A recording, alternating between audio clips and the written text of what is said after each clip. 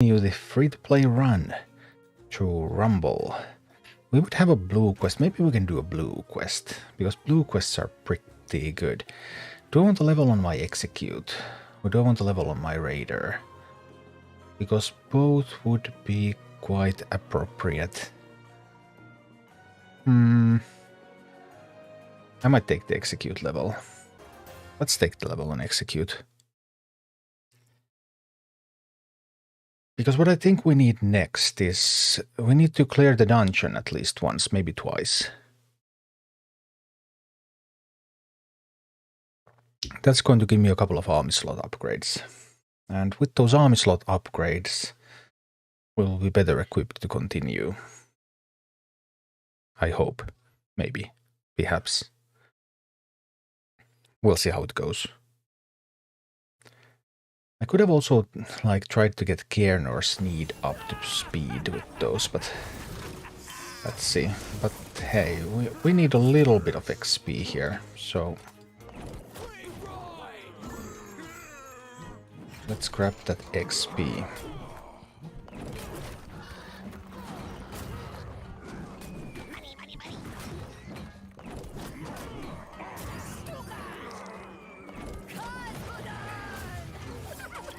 Boom. Yep, nailed that. Grom. Harpies, go in. Demolish them. See, we allowed them to mine. That's not great, obviously.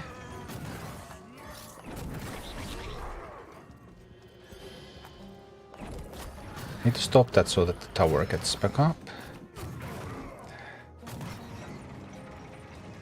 How hard can it be to do a quest? Sometimes it can be a little bit hard. Actually.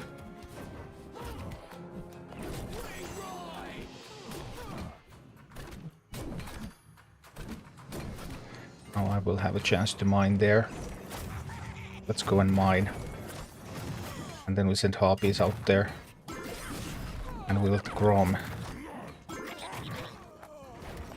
And get some distraction.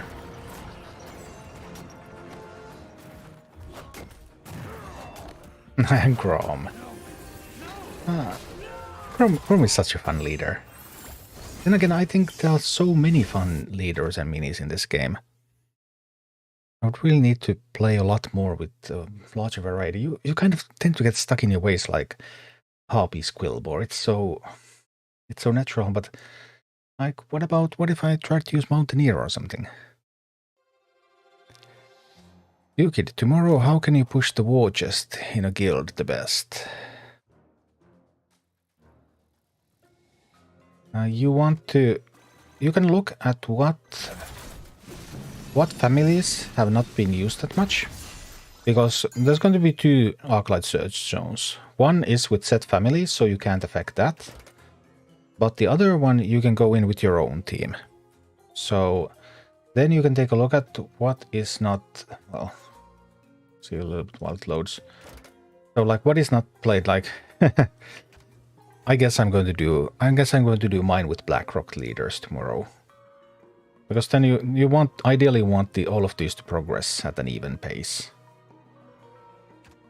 So like in this situation, Blackrock and Undead would be the leaders that you would want to play in order to progress that. Not all of them would get to that 6,000, so that combined they will get the epic core. But it's still early in the season, so it doesn't matter too much. Also, it might be that there's so much. It's also possible that there are so many players, active players in the guild, that everything's going to go smoothly anyway.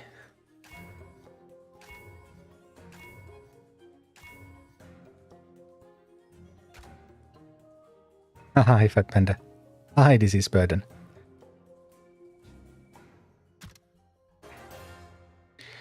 Well, we need some arm slot upgrades and then we can continue with Dustwallow Marsh. I think. Any tips for when you get stuck on a boss? You can skip some bosses, you know. You don't have to do them all of them in order. So the way I like to do it is I like to... No! No! I like to go try out some of the others, see if any of those are easier, and then come back to the harder one later.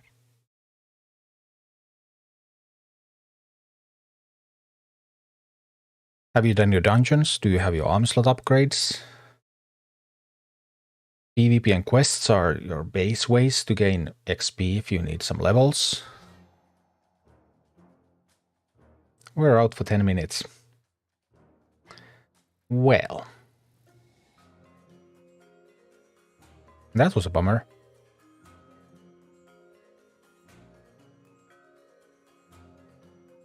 You want to do the dungeons repeatedly as high as you can. So that, for example, my Grommash here. My Grommash has 1, 2, 3, 4, 5, 6 upgrades from the dungeon. I mean, that's 6 levels for these minis right there.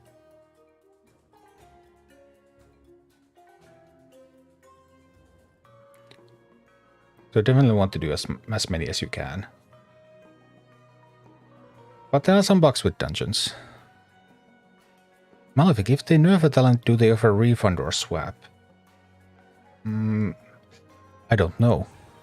They haven't nerfed anything after the full launch yet. They did nerf stuff during soft launch. There was general compensation for all the soft launch bugs that was sent to players who played during soft launch. But the last nerf that they did, which was the Sneed talent nerf, that was after the compensation, and they didn't compensate for that in any way. So talent was just nerfed and boom. No compensation whatsoever. How old is this account? I started this account for the global launch. With the plan that I would make content with this one for new players. I actually think I started 2 days before the global launch. I think it was 2 days before. Because at that point I was certain that there is not going to be any more patches. So this account is a week old. 1 week.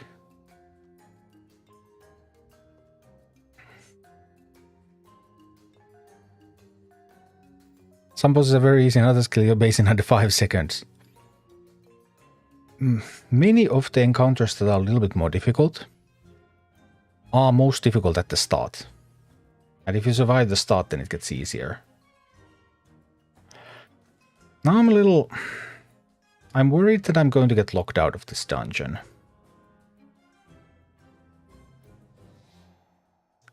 Because I want to keep playing with Grom through the campaign. But if I play with Grom in the campaign, I would need to change my army. And if I change my army, I'm worried that that might somehow affect the dungeon, because those dungeon bugs are not fully solved, like what's going on with them. I haven't tried Ember Strife. Maybe we'll just go with this army into Ember Strife. I don't want to go with this army into Gorklaw, right? I don't think the Execute does anything there.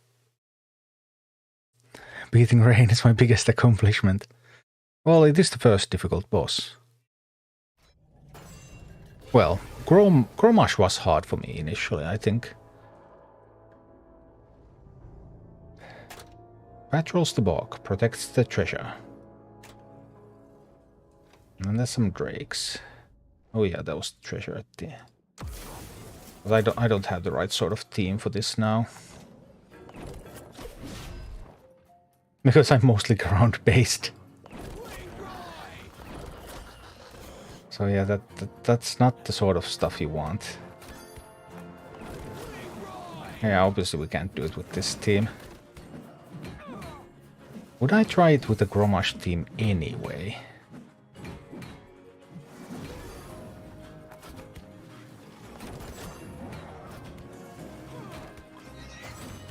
Like, literally have no means to deal damage to the boss. That's a pretty hilarious situation, isn't it?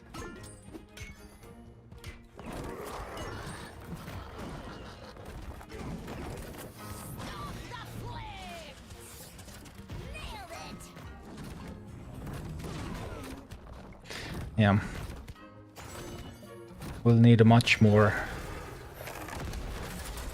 flying or ranged based army for that one. I just don't dare to change my army now if I can, so that I don't do anything that could mess up my dungeon. So we'll need to wait a few minutes. Because I wanted to get another army slot before progress. I was planning to try the Gore Claw first.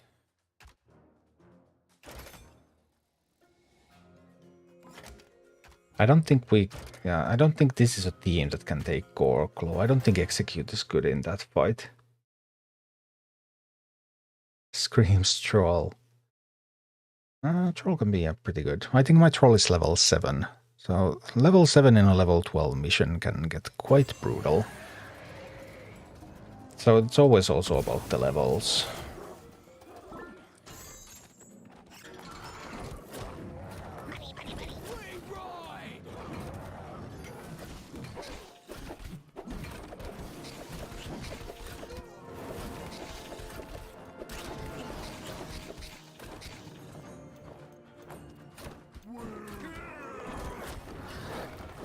Execute. Oh, maybe we can try to execute. No.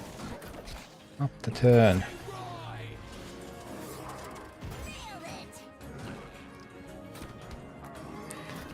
Oh, this, we're dead.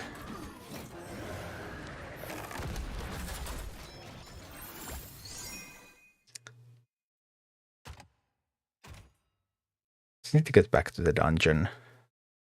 Get that level, then we can start working on teams for those encounters. Because this is now the team that I wanted to go into Dire Maul with. Multiple loadouts for leaders. That's been one major player request. Has not happened.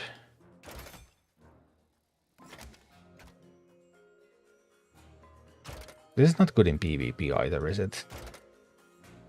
I don't think it's good in PvP either. We can try.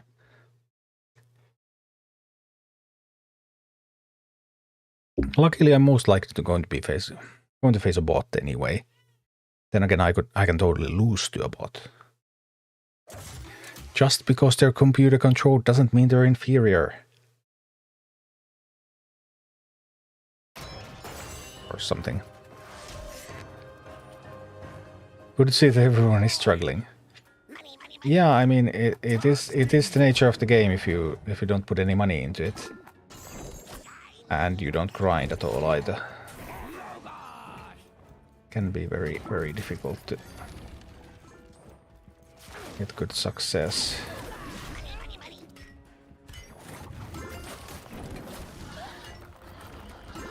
Alright, so those are going over there. Whoopsie, that was a mistake. Because the troll is going to eat those alive. Yeah. The slow pilot is not helping either. Nor do I have anything that I could... Nor do I have anything that I could use on the tower there. Well.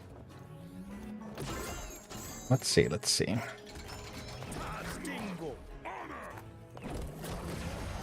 Roman Drake. Use that to distract their Drake.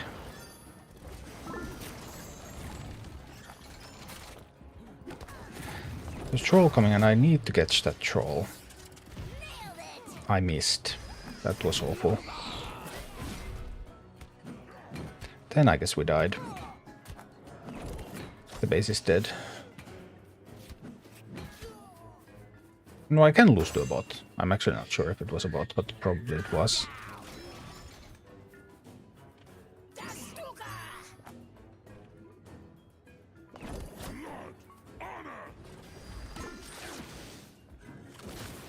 Bot with a mining talent on Sneed. Scary stuff. By the way, my base is so dead. So very, very dead.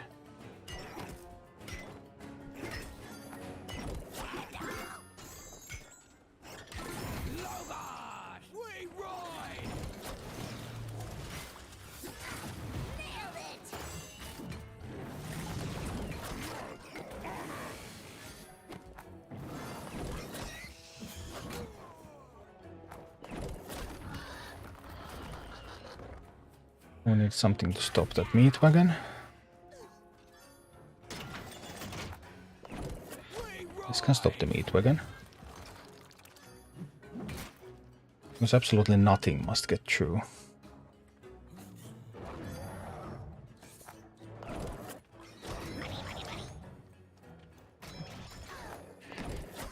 Okay, okay. Victory. Totally deserved. Oh boy. You could since everyone's level 1, why would troll level 6 be bad? Oh, you meant for PvP. I thought you meant for the PvE maps. Doesn't help when your dungeon is bugged. Yeah, mine's gone too. But I'm still hopeful because I just got the 10 minutes. 10 minutes Gnomish Engineers thing. It can sometimes work after that. It's not impossible. Dad, my family and I are looking to move to Finland from the USA. Alright. Finland will be very welcome and friendly. Worried about how will we proceed and we're not wanting to offend anyone with our presence. Something my family can do besides learn the culture and history of the Finland to be perceived more positively. I mean, speaking Finnish is the best thing you can do. Speaking English is also okay. If you speak fluent English, then that's already going to give people like a pretty decent impression of you anyway. The way Finns think anyway. Like if you were coming from some kind of non-English speaking country, then Finns would really struggle with that probably, unless you were speaking Finnish, in which case they would welcome you. But I mean, that's not much. Well, one thing about Finland is that people don't talk that much. Like in Finland, don't expect people to like come to you and offer you to help or anything like that. They just won't. But if you ask for something, especially if you ask for polite, like please can you help me with this or something like that, then Finns are typically very eager to help. But Finns never ever offer help basically. Because the culture is quite silent, so it's not like they expect that if you don't ask for help, then you know what you're doing. I think that's like the biggest typical Finnish trait.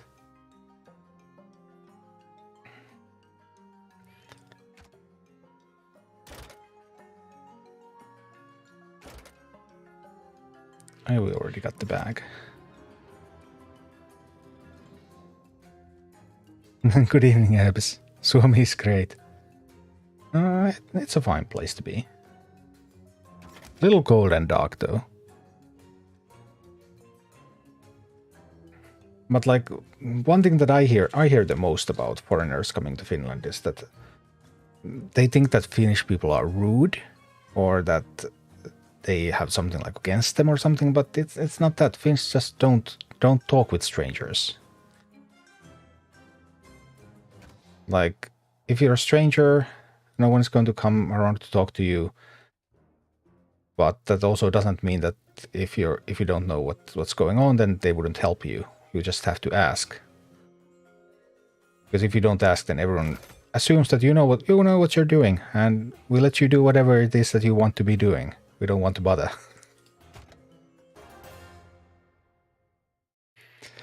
My family has to learn Finnish anyway to become citizens. Yeah, path to citizenship is that's a longer one. And there's been a lot of discussion lately in Finnish politics about changing the path to citizenship, because currently Finland does not have, like, there's the language requirement, but other than that, Finland doesn't have, like many other Nordic countries like Denmark, they have a citizenship test. So you have to know about the history and culture of the country. And Finland doesn't have that at the moment, but they are planning to implement something like that. So it's possible that that's going to be something that you will run into.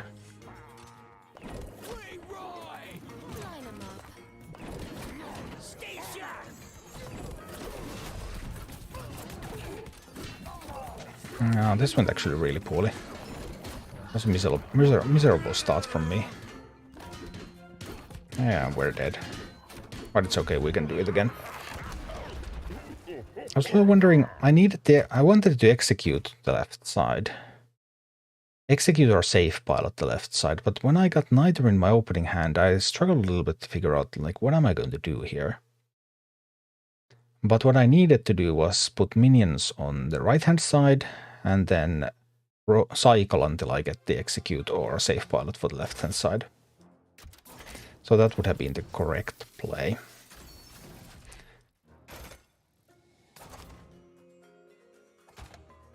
But we're just getting warmed up.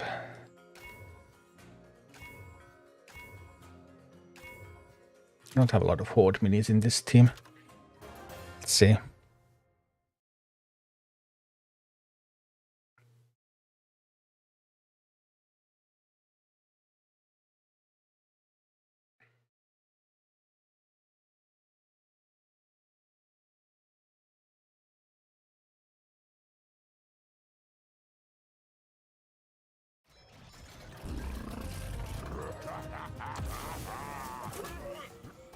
No, we actually do have a safe pilot, and we even get the execute there.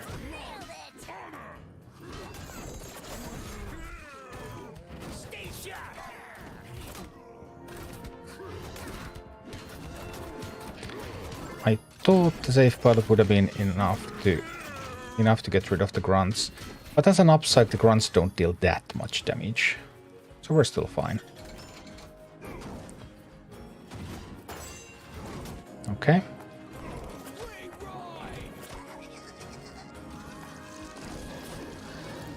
Now we get this raider to hit that ogre mage in the back, and it's gonna be great.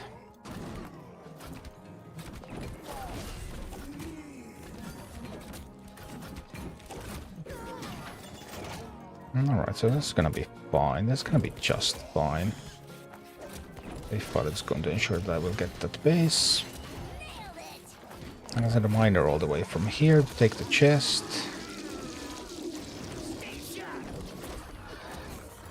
Oh, I mean, we do want that base. Come on. The base, you know.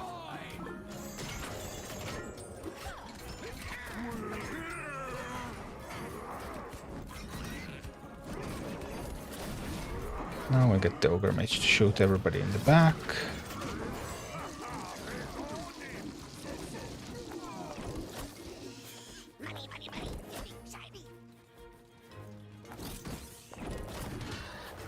This one will build up the tower. Okay, now things are not going as well as I had hoped.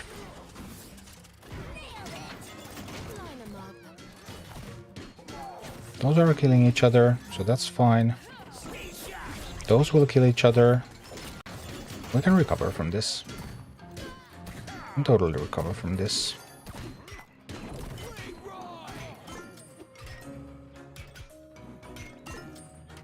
I'll just take this base now. And then we get to work on the other one.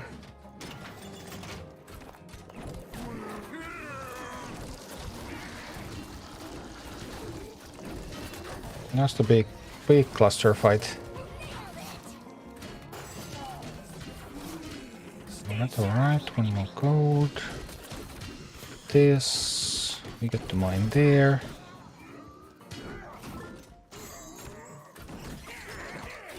Could be better. It could also be worse.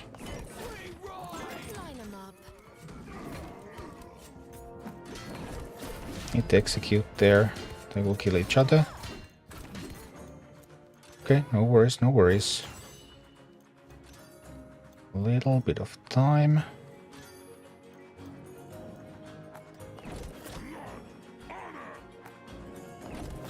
Form the Quellbore. Take that base.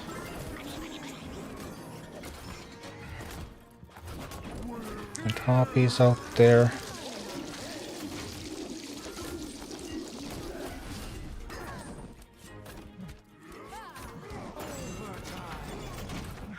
Oh dear. Not going as well as I had hoped, this one.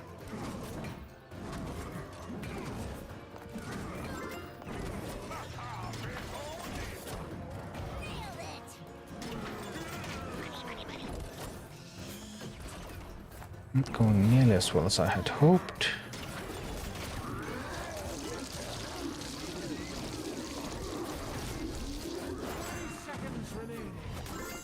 Okay, okay. Let's try to push.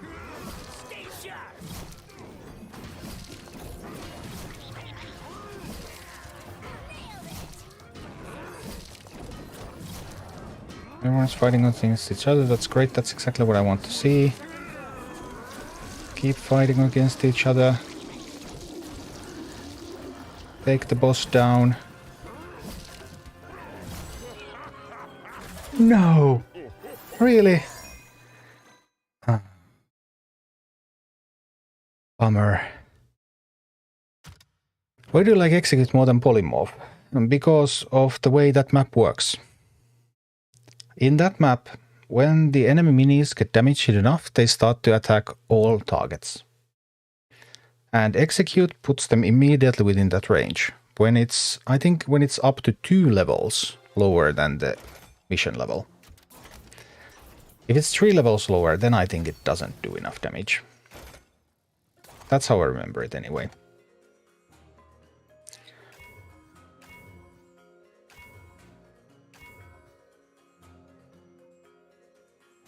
I just don't have those Horde minis. These relics are not good for this team. I could build a Horde-based team to take advantage of the Horde relic.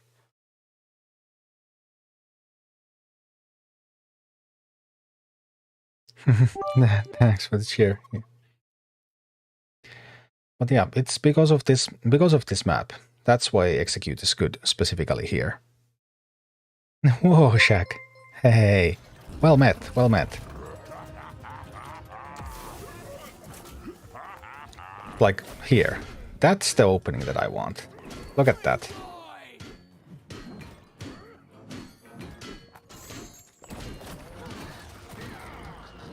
Just look at them go.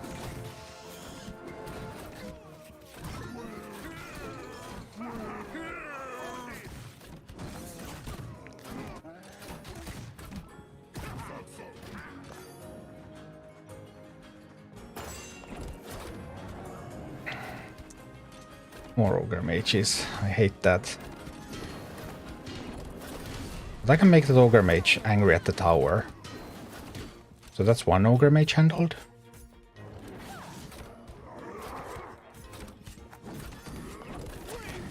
But the other Ogre Mage... Oh, too much damage. Too much damage. Now we're not making progress. Not at all. Got a good opening here, but then everything sort of just crumbled. Let's see.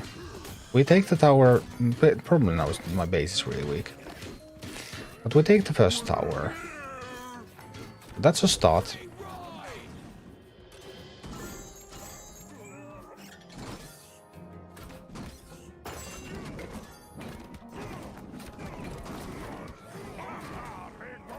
Be able to get the second tower here, I think.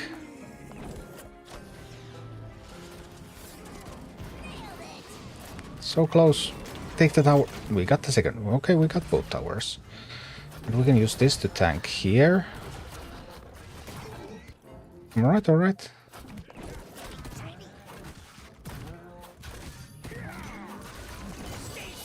It'll actually be fine. And Execute there. Those will fight against each other.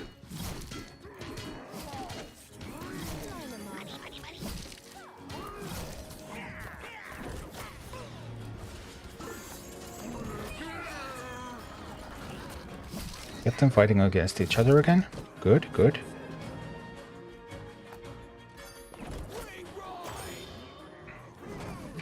Need to mine some gold. Okay, I need one more gold for the Execute. Come on. That's the Execute. Needed that. Oh, the Harpies fast enough. Go, go, Harpies. Go, go, go, go, go, go, go, go, go, go, go. Harpies were fast enough. Alright, we will get the tower back. It's gonna be fine. I'll send a safe pilot out there. It's a little bit too slow here.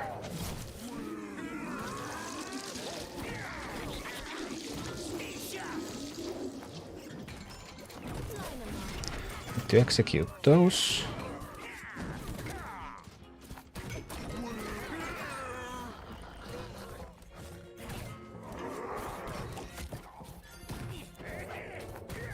Alright, safe pallet is needed.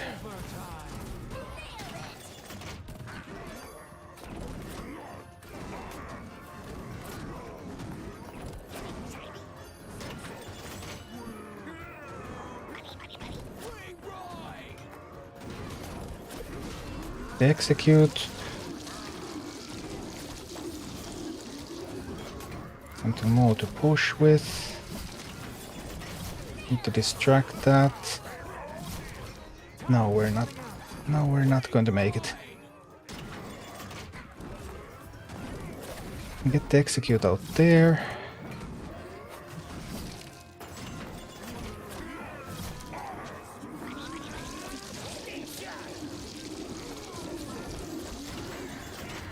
Okay, okay. Maybe. One more execute is coming. That's the execute we've got. No!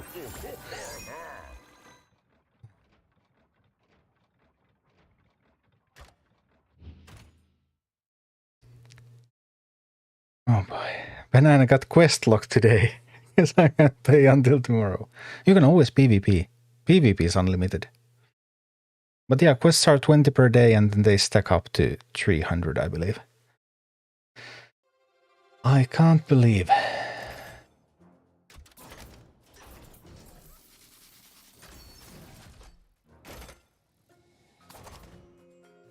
If the relic did something, that would really help. Maybe I actually need to put more horde minis into the deck.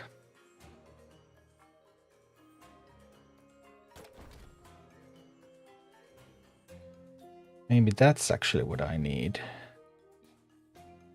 They have a huntress, they have the ogre mage. I could have an ogre mage too. It's only a level 8 ogre mage though. That's not great. It's also not a squad unit. I'm doing some heroics now, alright. It looks like Seth Rogen. I have never seen the similarity, but okay.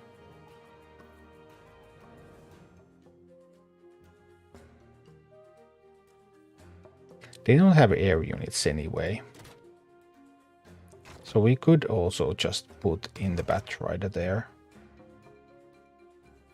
That would give me another horde mini.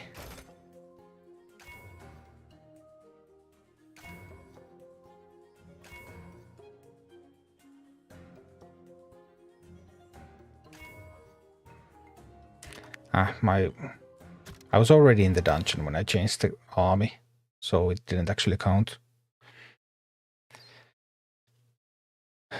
Oh boy. Well. So then we're still with the old comp.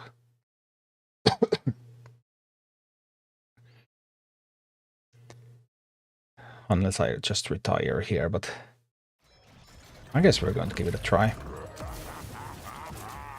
Alright, so we execute there. Ramash here. That one goes there. Get some harpies in the fight.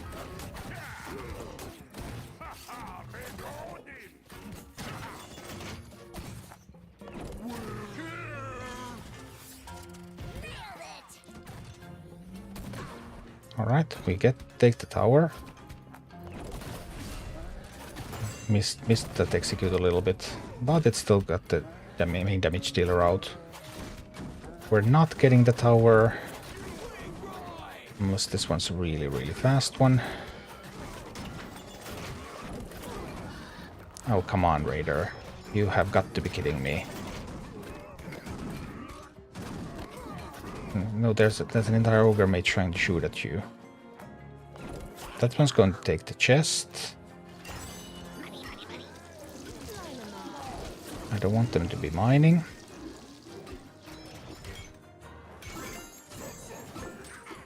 Managed to mine a little bit.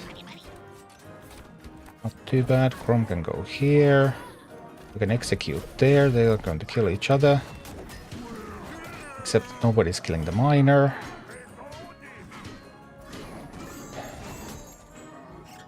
Alright, alright. So you come with this. Come with these. But then I would still need 2 gold.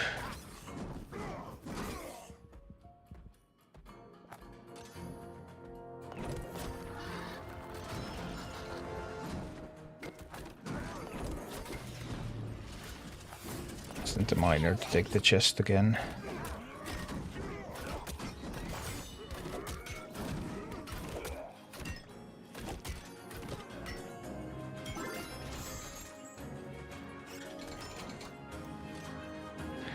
What I actually need to do here is I need to push this side. Execute those so that they will fight against each other. Can't let them mine from there.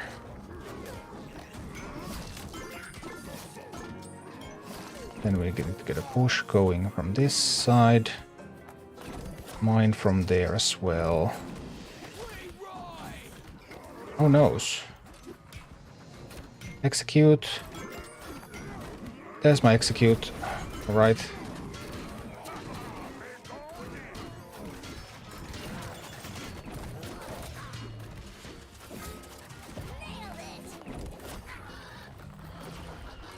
Well.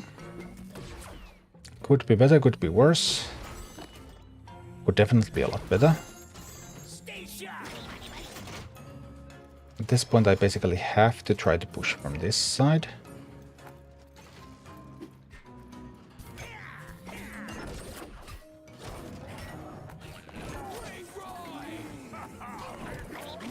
Make everyone here attack each other.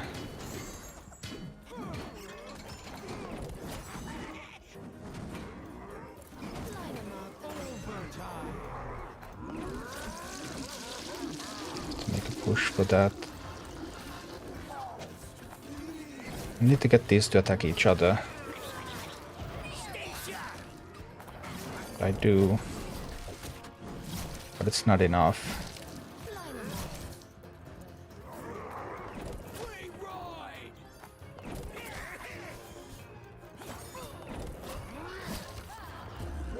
No. But we now have the thing with the Bat Rider, which will allow me to cycle a little bit more effectively. I think that's gonna be better. Is there a PC version of this game? There is not, and there's no news of any PC client being in the works either, but you can play it on an Android emulator. I'm playing it on BlueStacks myself.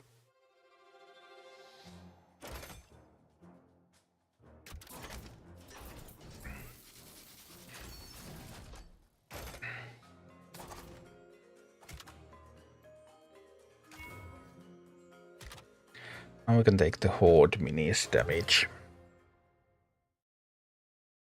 We have one more Horde Mini. The Bloodlust upon that was totally useless anyway. It was almost like playing the first map without a relic. Do you have Defiers or Harpies? I do.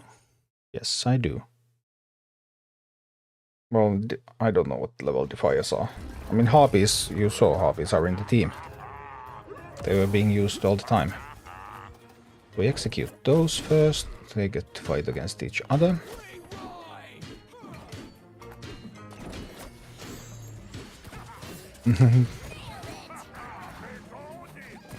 Feels bad with the slow.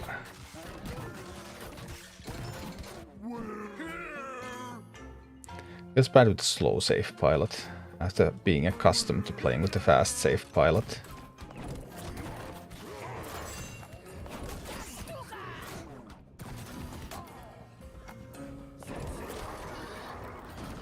Alright. We need to get that execute. Here comes the execute. And then they're just going to kill each other. We do get to mine though. Fine.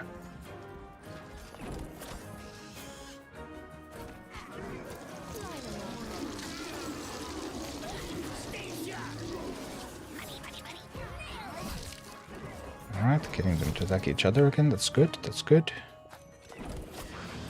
Mine a little bit over there. Feel like I need to take the chest from here.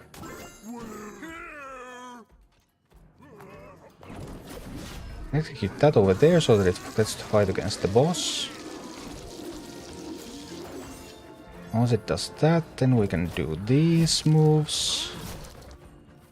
And get a good attack on the boss with the harpies. And then Gromash is coming in.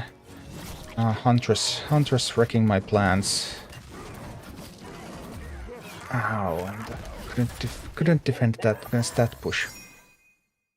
Okay. Tough times.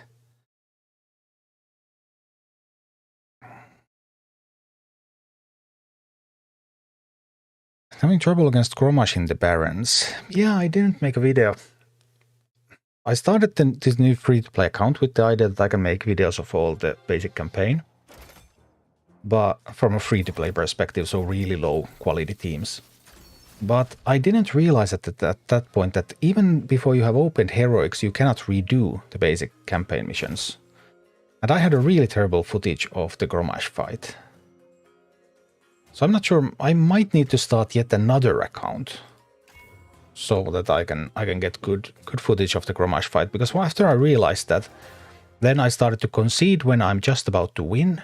So that I can test multiple things. But basically the Gromash fight, the Wolf Raiders are going to, Warsong Raiders are going to attack, they're going to spawn periodically. You want to kill those, preferably with some kind of flying unit, so that you can take them down.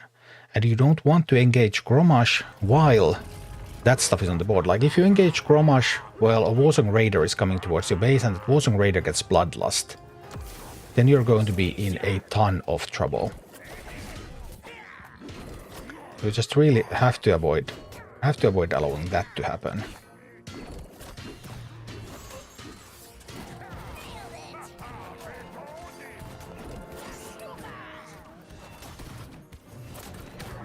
That's basically the gist of the.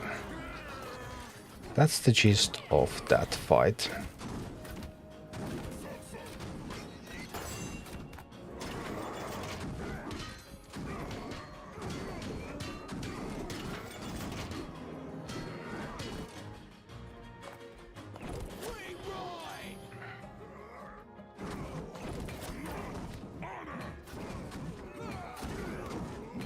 Can we prevent the tower? No, we could not prevent the tower from coming up. That's tough. We will get it down again. Chrome will handle that. Alright, excellent, excellent. Use a quillboard, just take the chest there.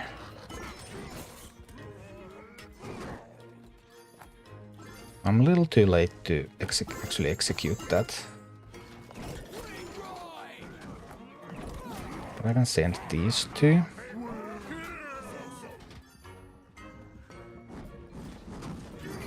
A little late to the party again. But that world is going to end soon. And as it does,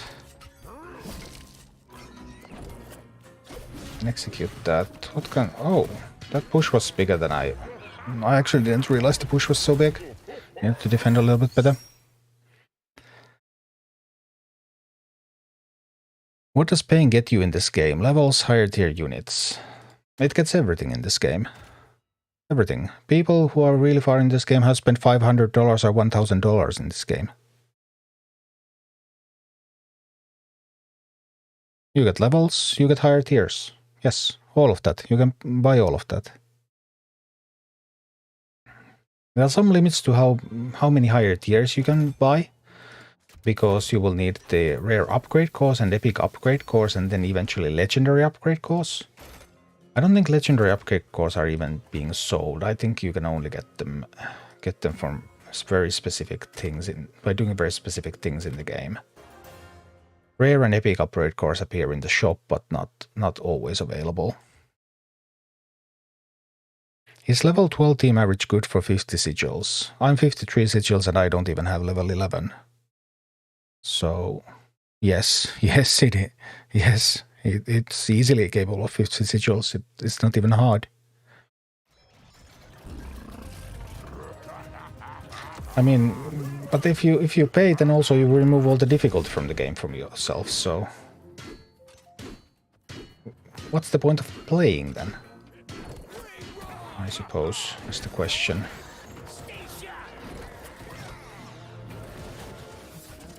Let's cause some havoc.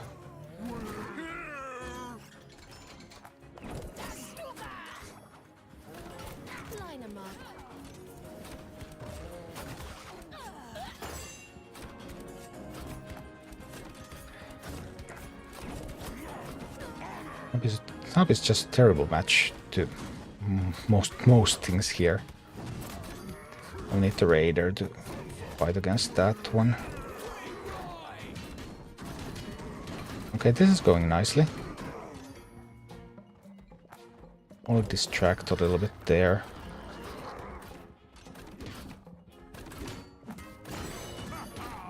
Push a little execution here.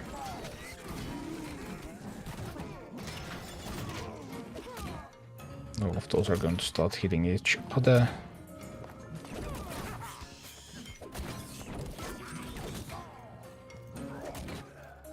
Right, we successfully defended the base there. That's nice. Oh, but this base now is going to fall. At least it's very, very close to falling.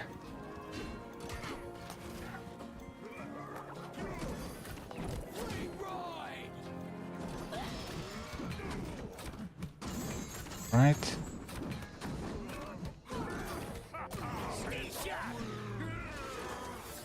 No, too much, too much.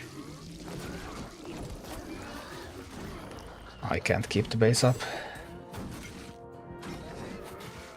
Nope.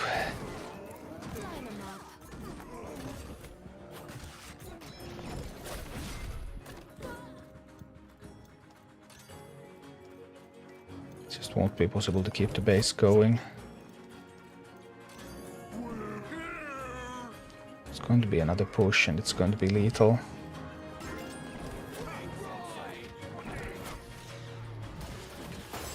Need to get those to fight against each other. I'm not effective enough at that. Desperately needing the execute here. That's the execute. That was a great execute, by the way. That was absolutely top tier execute. Okay, okay. So all of a sudden we're still alive. I don't know how.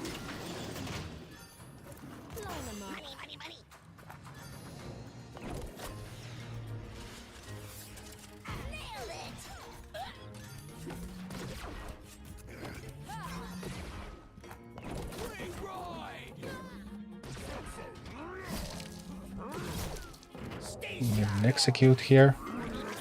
That's a big execute. That was a big execute play.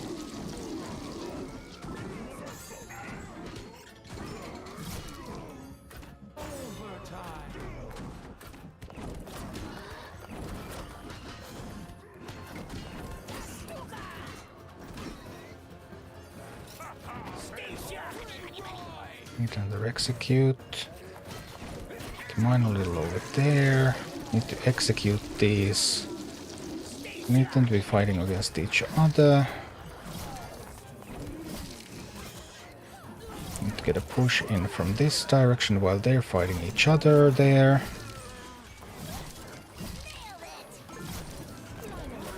More executes. Get the harpies in. Harpies, I believe in you.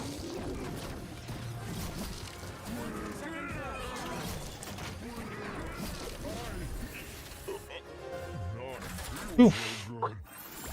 I don't know how much health my base had, but I didn't even see the health bar.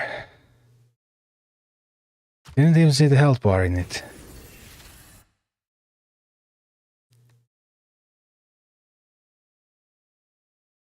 Bamboo is level 12 average okay for 50 sigils. You already asked it and I already answered earlier.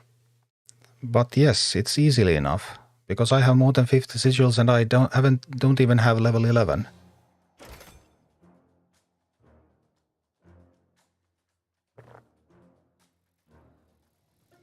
I most certainly did. Gordon, is Chrome deck can easily tackle PvE or should I reroll the Lycat Baron? There's no reason to reroll. The game is... You get all the leaders anyway. And Chrome is one of the best leaders that you can get at the start. Is dungeon level increased every time it is defeated or is it independent for each hero? Both. Both is the answer. The dungeon level is independent for each hero, and for that hero it is increased every time it is defeated.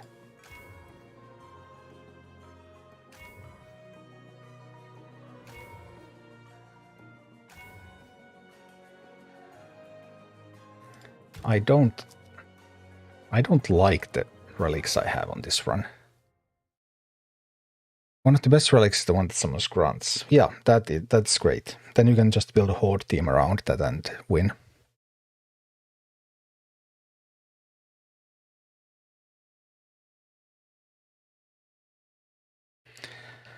Let's see.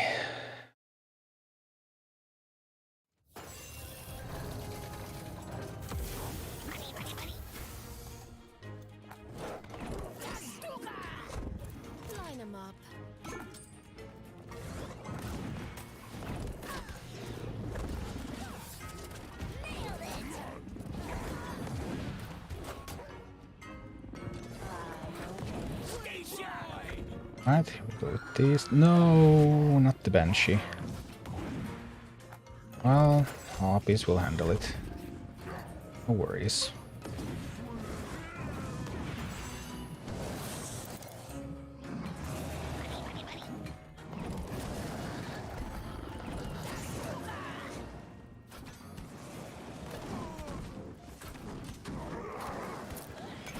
Defend a little bit too slowly there. That's totally on me.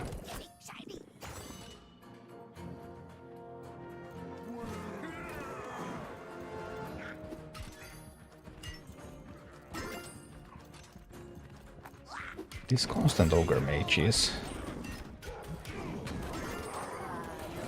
are kind of tricky, aren't they?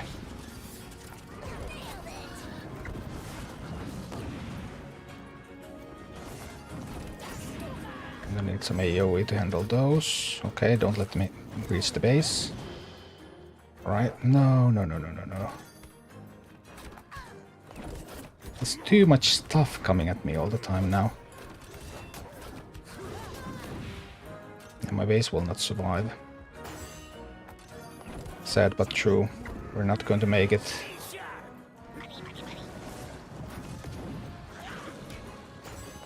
I can't handle this constant stream of ogres and everything.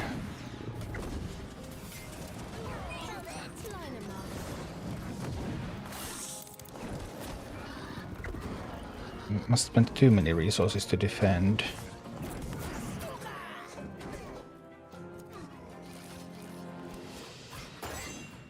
Now the base is going down now. I can't get the Grom in time. Well, bummer, because this is usually much easier than the first map. But I mean, we are running an untalented team in a +1 dungeon, so maybe that is just a little bit much. I cleared the previous +1 before this, I got this level, but then I got the Grunt relic. So that obviously made it pretty different. What is your setup? Oh, I have a computer and then I have BlueStacks.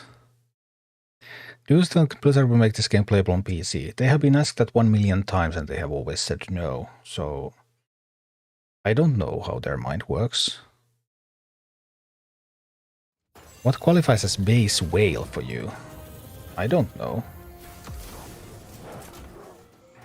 What does it matter? This is the question. If we fit that one to the Banshee. Use that one to take the stone.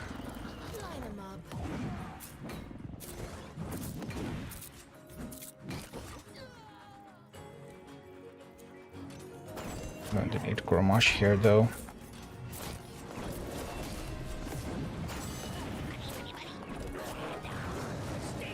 We have the stone, but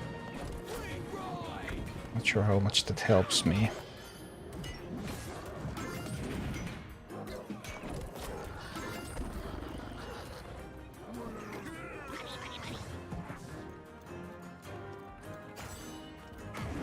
No, that went really poorly now.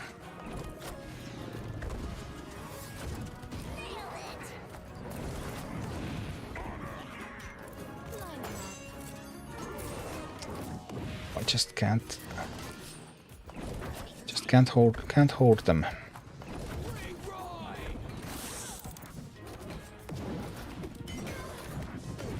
Nope, can't hold them. It's way too much stuff coming.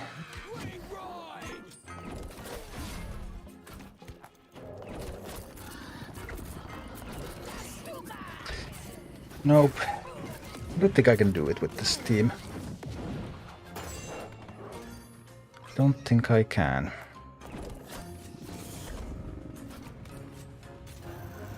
Too much stuff. Do you have Stonehoof Tauren? Oh, obviously. Not a leveled one, maybe.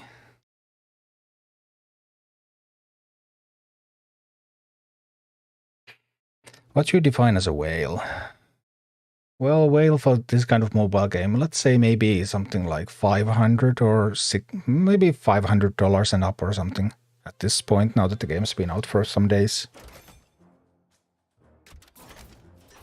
Maybe those are the whales. I know there are plenty of people like that.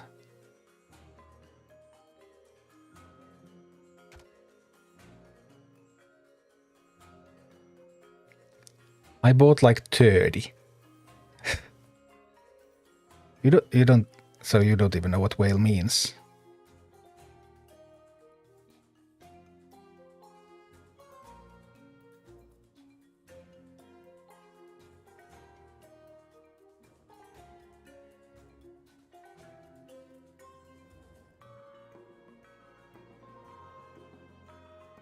So many ogre mages.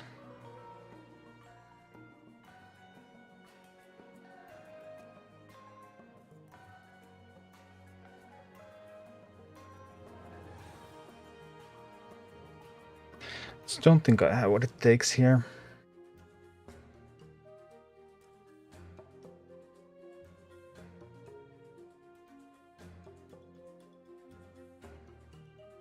Maybe we'll succeed in Dustwallow Marsh even without another arm slot. It's possible. So we could try the Dustwallow Marsh thing. Actually, my Tauren is now level 8. Yangtze is the Arclight bundle worth $19.99? Well, if you play this game for a year, then depending on whether you PvP or not, assuming that you do your searches, and you go through the campaign during 1 year, then the Arclight booster is going to give you somewhere between 30,000 and 37,000 gold. You can compare it to other offers in the shop, where we can see that, like, in regular pricing, 12,000 gold is 100 euros. So that's going to give you, if you play this game for a year, then it's going to give you between 250 euros and 300 euros value compared to just buying stuff from the shop. But is that worth it? I mean, that's something that you really have to evaluate for yourself.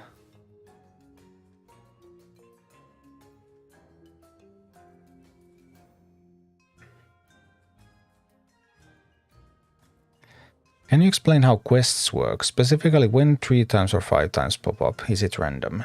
I don't think it has been measured, at least I haven't seen anyone measure it. So I don't know if it's a set number of quests that are available with those, or if it's set intervals or something. I have not seen any measurements about that. I don't have time to sit in front of this for 1 week to gather data, so I can't do that. 20 quests max, and yeah, you get 20 per day, and then it caps at 300. That's something that people did test during soft launch. Obviously we know that much, but like they didn't test the, as far as I know anyway, they did not test the rarity distribution of the quests or the characteristics which determine the rarity distribution.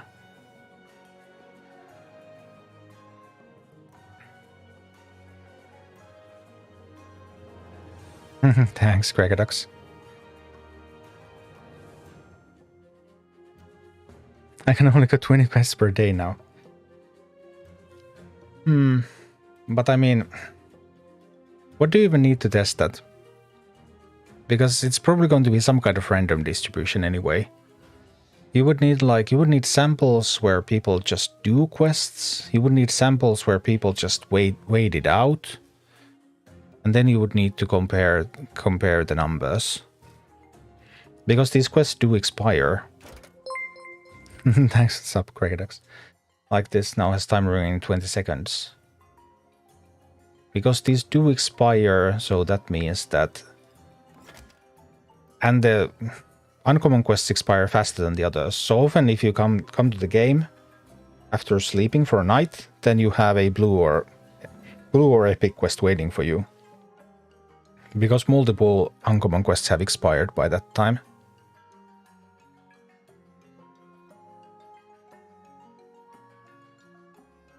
Every 3 green, blue or purple. Or close-up wait is blue or purple. I mean, the waiting thing is because these quests expire. But how quickly, I do not know. Now we got another one, and that's also uncommon still.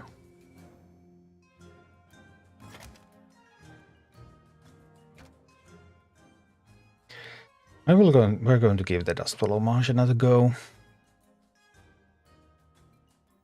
But what can help me there? I picked up an uncommon Mountaineer from the grid. I've never used Mountaineer. But it might be a good one. One of the minis that I have not used. These expensive minis are so difficult to make good use of most of the time.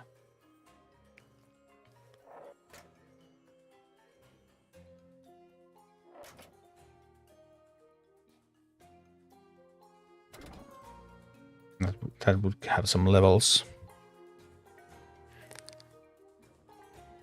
Does the shop could reset by itself or only with the red button? Next recombobulation in 2 hours and 5 minutes. At midnight, your local time, the bottom row is going to drop out. The grid is like moving. It's moving downward one step at a time. So this bottom row is going to fall out. This will be the new bottom row. This will be the new middle row. And there's going to be a brand new top row. That happens once a day. Other than that, you can get it going by buying minis from the grid. Or by using the big red buttons. Big red button resets all squares. Shouldn't you move the middle one down?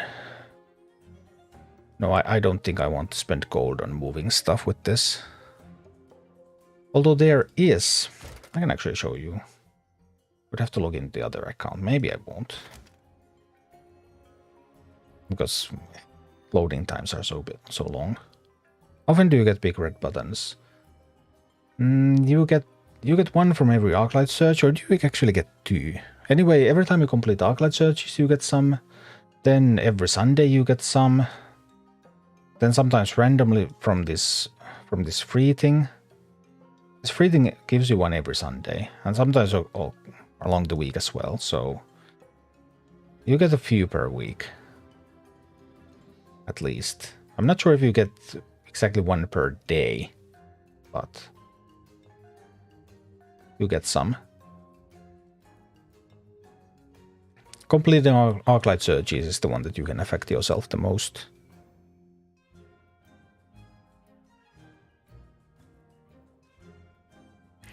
Our recycle button has been grayed out for days now. Well, I mean, the last Arclight searches were on Sunday. And you probably got the weekly one on Sunday as well. So you probably got like 3 on Sunday. And if you then spent them all, then yeah, it's possible that it has been grayed out.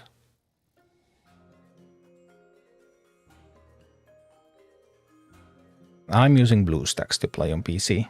You can find a video about that on my YouTube channel.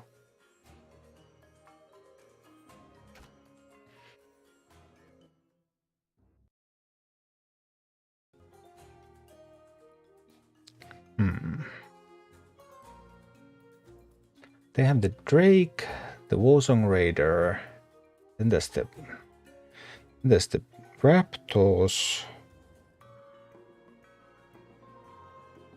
There's the Ogre Mages too.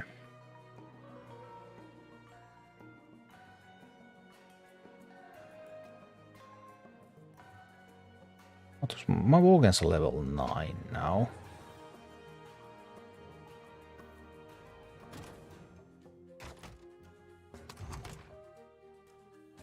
It can be a level 11. Safe Pilot doesn't exactly do a whole lot against the Raptors anyway. Execute probably doesn't do anything.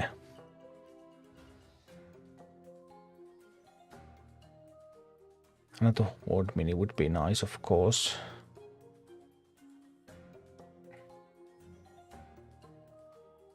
What if I use an Ogre Mage of my own?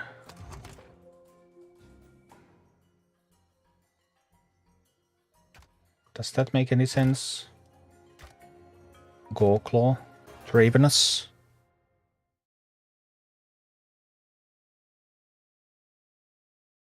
Do you use BlueStacks 5 or 10? 5. 5 is the local one and 10 is a cloud. So it's not like 10 is an improvement over 5.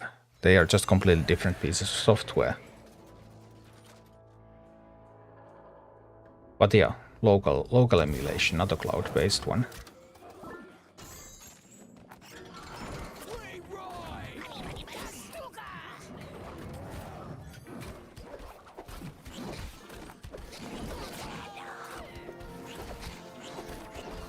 What happened there? I thought I dragged the Ogre Mage there. Well, be that as it may.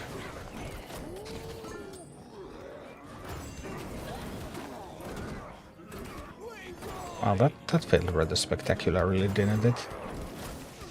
It most certainly did.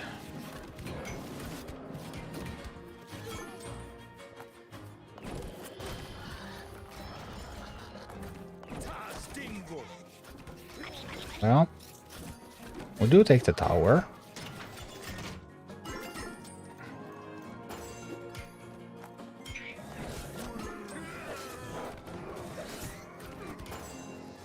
Oh, that... Yeah, I guess that Ogre Mage actually didn't quite do what I wanted it to do. Also really expensive. Let's use something else.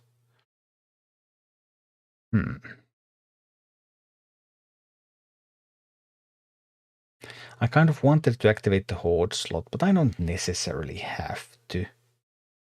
It's not mandatory to always be able to activate all your bonus slots.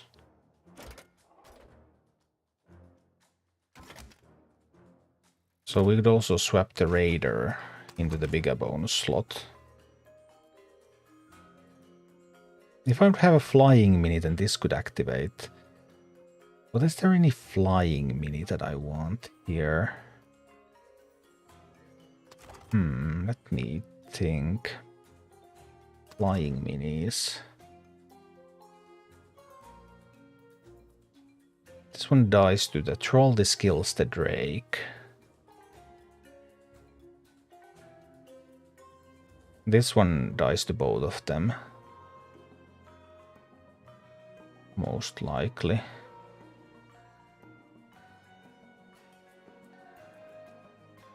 If I could have a squad mini, then I could also swap the harpies over here. Get a squad mini out there, that would be an alternative.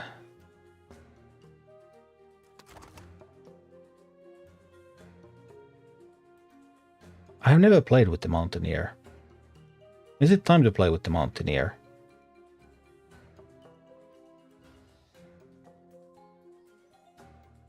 On the other hand, that this doesn't really feel like a mountain.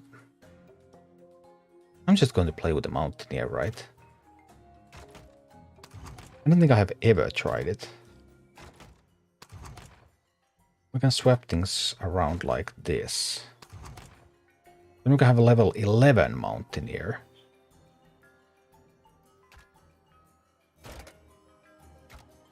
Let's see what it can do. I'm intrigued. Hi, Baltor.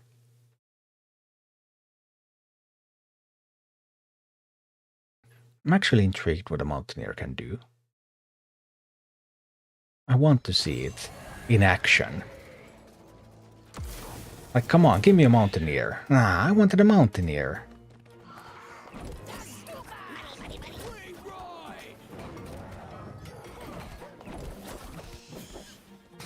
No mountaineer for you, I guess.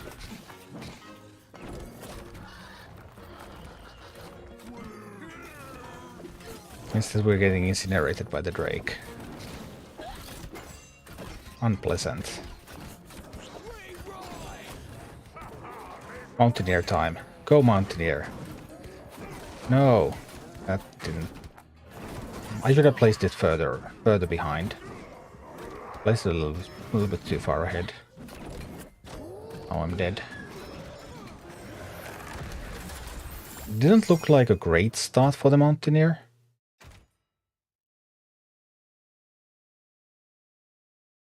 Doesn't mean it can't work, right? Costs too much. Yeah, I think so too. But I've never played with it, so like sometimes we have these perceptions of things. But are they truly accurate? Because I know Mountaineer has sometimes been awkward when I have made it.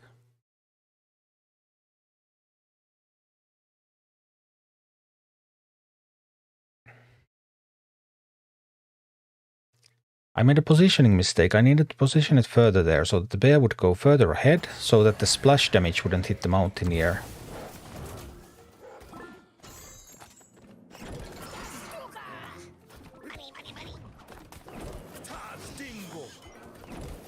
Well, do a Grom push here now so that we can get the Bloodlust going.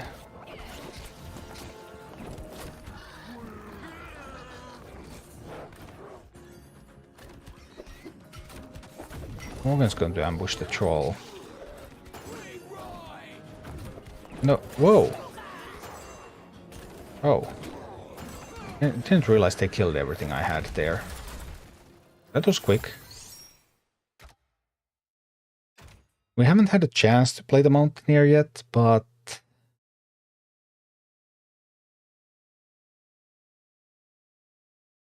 I'm actually not sure I like the Raider either in this one. I probably don't like the Raider. What do I like?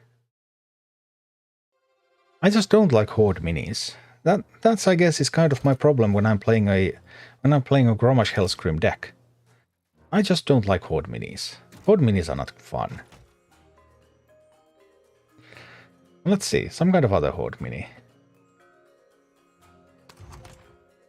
What about some big grunts? How much health does a grunt have? 4.4k at level 11. How much health does a Tauren have? And so this gets another around 30%, so this is roughly similar if it would be 11, but it would only be a 10.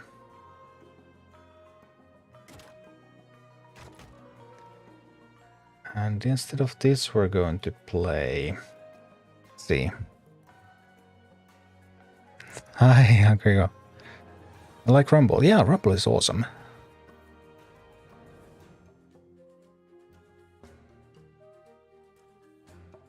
I'm used for grinding loss XP. If you lose too quickly, you don't get that.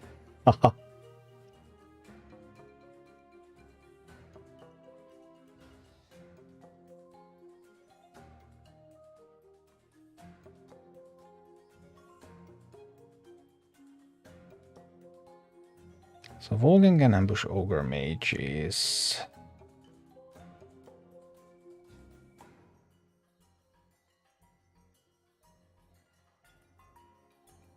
don't have much of anything that can shoot at a Drake.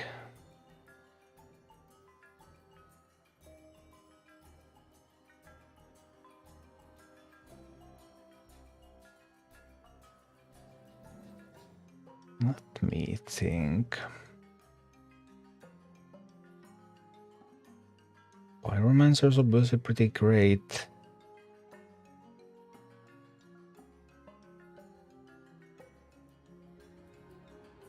If I had another horde or another squad or another flying, I could move these slots around a little to get the bonuses.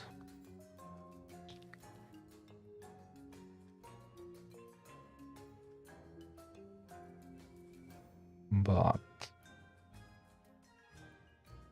so I could actually get a pretty decent sized troll if I swap those and then bring in the troll for that. Then I could get the troll to level 10.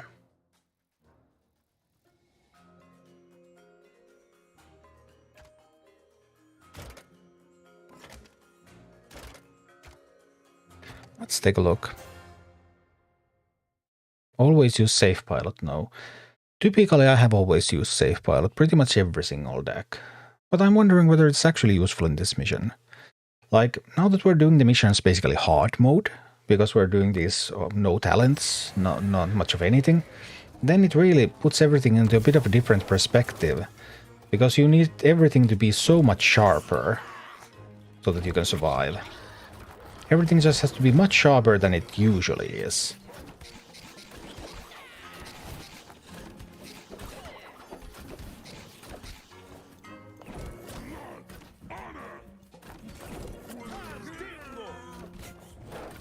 That should kill the Drake. Yeah, it does kill the Drake.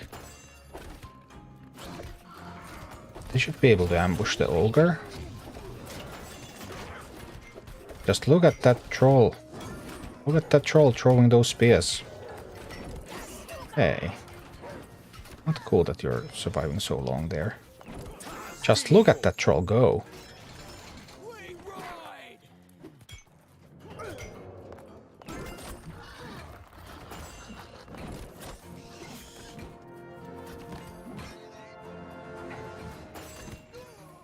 Troll superstar confirmed. Right?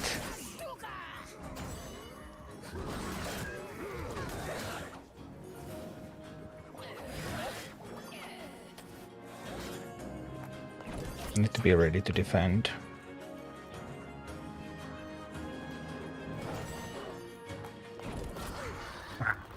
Too late. Too late, too late.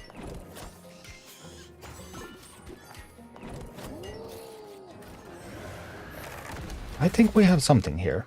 We can work with this. Good old Darkspear Troll. I believe in the troll.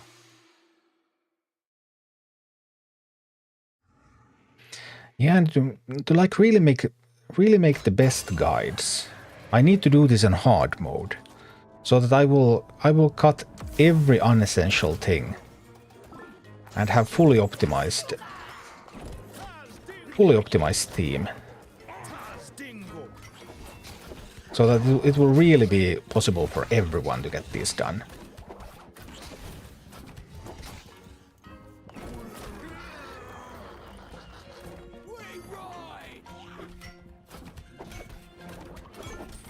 I'm gonna need the grunts now. Grunts will be tanking. I positioned them a little bit too far. That's my bad. Because now that I positioned them that far, that means that the raider got... They didn't get support from the base. And that's why I lost the base. So... don't make a positioning error like that. If the base was there to shoot at the mage with the grunts in front, it would be fine.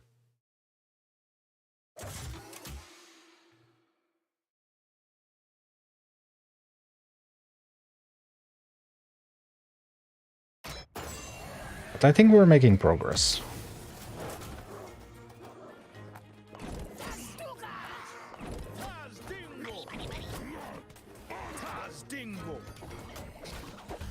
I guess we needed harpies instead of the bat right there, but it's not too bad.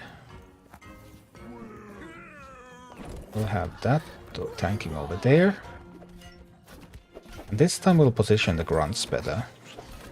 We'll position the grunts right here.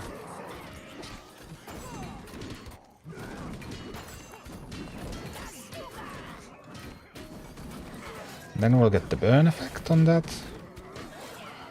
Well, the base didn't exactly survive as well as I had hoped. I had hoped for more. I admit, I readily admit.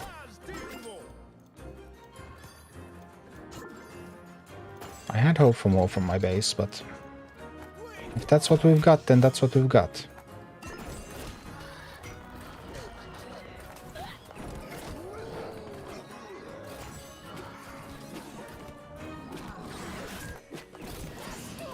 Actually, just take both towers. Whoa, yikes. I thought we could take both towers.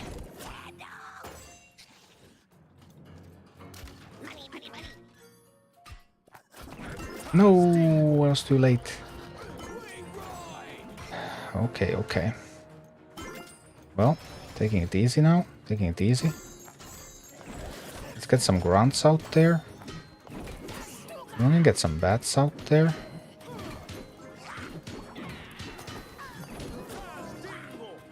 I'm gonna get our troll out there.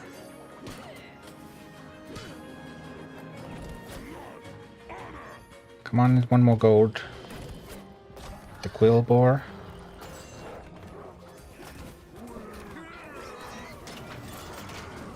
We will be fine.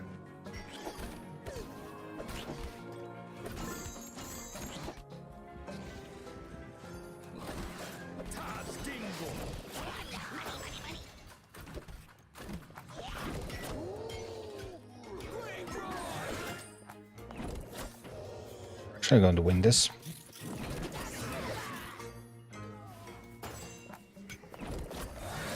I'm serious, we are going to win this.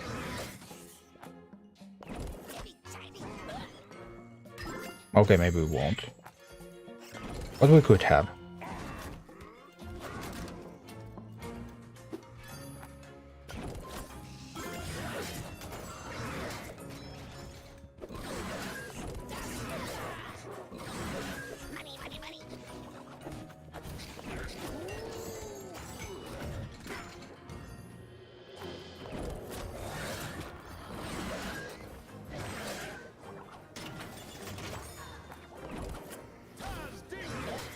I never doubted it for a second.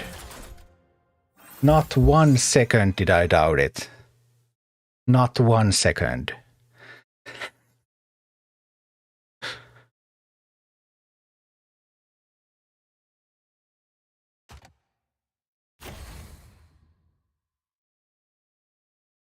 All right.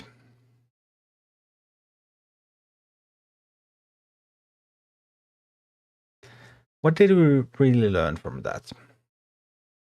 I guess we learned that taking both towers significantly limits the AI's access to gold and makes the AI's pushes against me much weaker. And that in turn is why the AI lost.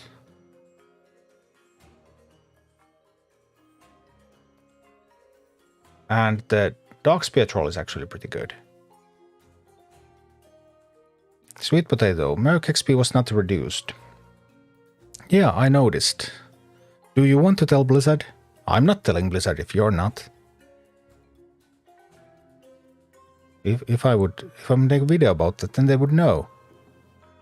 I saw Merc Discord had already tested it immediately. I planned to make a video about how much the nerf is, but then when there was no nerf, then I figured, well, do I really have to tell anybody?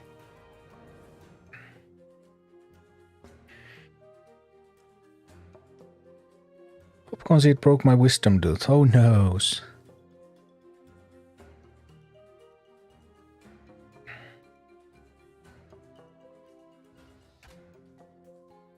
Alright, alright. You clickbaited us. I mean, it was in the patch notes that they're going to change it. And I know that the plan was to change it. But if it didn't work and if they don't notice, then we'll see. I mean, it was not clickbait, it was in the patch notes even. I tried to get the numbers, but they wouldn't give me the numbers. So then I was like, okay, fine, I'll test it myself.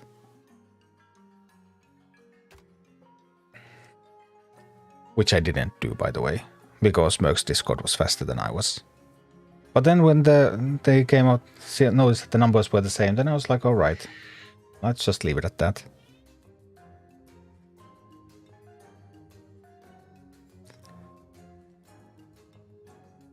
Yeah, and I mean, it was not...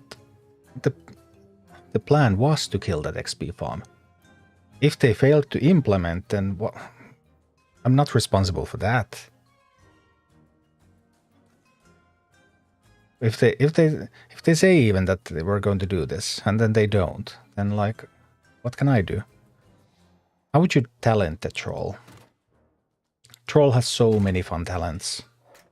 Oh, the troll talents. They're all so fun. I mean, you literally cannot mess up your troll.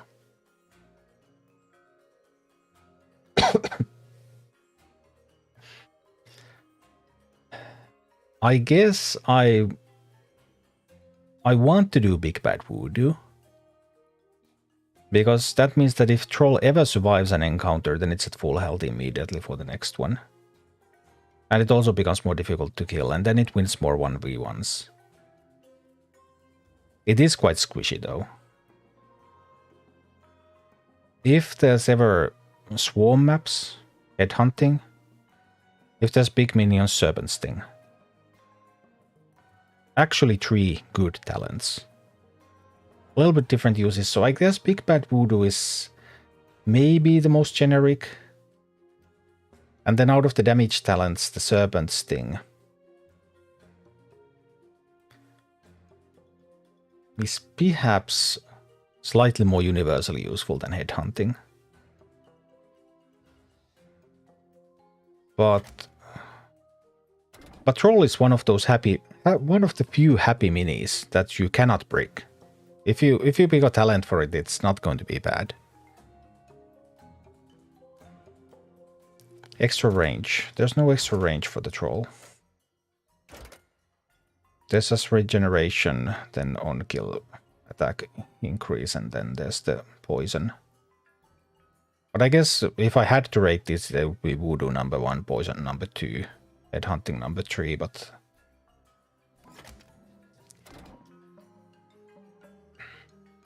troll is unbreakable. What do you think of Sylvanas in PvE? I have not played with Sylvanas yet, so I do not know. I've seen people have success with Sylvanas with Black Arrow.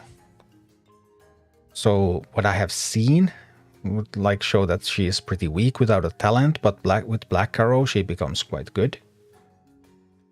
But I have not used her myself. Headhunting can make a troll move faster than your tank. Yeah, it could. Then you would have to try to block it in or something, potentially. Is that the best Horde deck? I don't believe in best decks. I think all the best deck stuff is bullshit in this game. Because we don't have data. Like, I come from Hearthstone, of course, and I'm used to analyzing databases of hundreds of thousands of games to figure out what's actually best. And what do we have in Rumble? We have a bunch of YouTubers who are very loud. Like, yeah, we can see that something like some decks that some top PvP players may be using. We can see some decks that are being used to clear multiple levels higher content sometimes. Those can be indications that, hey, there's something to this is good. But is it an indication, hey, this is the best? No, it's not even close. It's not even close. But yeah, we can like determine some good things in this game. But determining the best thing in this game with the dataset that we have, it's total nonsense. And is this the best? This is random stuff that I put together based on testing it against a very specific encounter with the current leveling situation of this free-to-play account. Without talents. Apart from Grom, which got the free talent because Grom was my starting leader on this account. Talents change things. Some talents go with some builds and they don't go with others. Like if your minis are uncommon, you have one talent. Then there's a deck that requires that mini to have a different talent. Now what are you gonna do? Just use it anyway or not?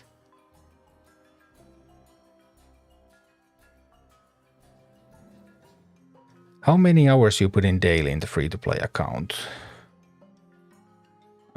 Everything has been streamed, so I guess you could count from my VODs. Which have I played this?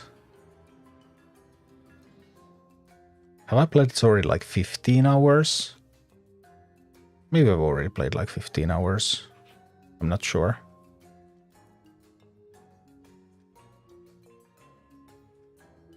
Carlos, some minis go from D tier to S tier with talents. Yeah. And the big example that lots of people love to use is this one. Whelp eggs. This is bloody useless if it doesn't have a talent. It's hard to find a more useless mini. Then you give it Flame Burst. Or even Rookery. Rookery also makes it better. Rookery was nerfed already though, so it used to hatch +1 bonus whelp. Now it doesn't. So that like increased the immediate firepower by quite a lot. But Flame Burst, then you have 3 mini AoEs. Each Flame Burst is slightly lower damage than the breath of a single whelp, but they come whenever the eggs are destroyed. And boom, suddenly something comes nearby, hits into your egg. If it's small mini, it dies immediately, and your eggs. Some eggs are still there, more booby traps, and a whelp is starting to do some stuff. Instant top tier unit from being completely useless.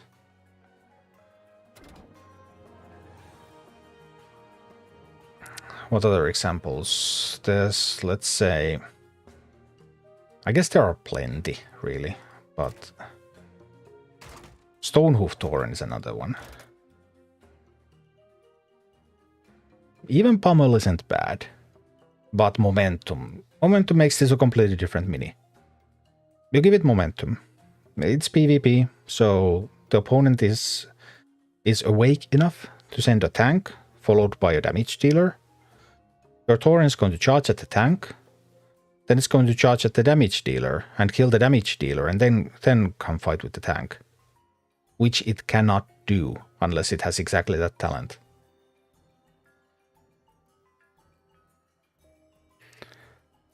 It's just...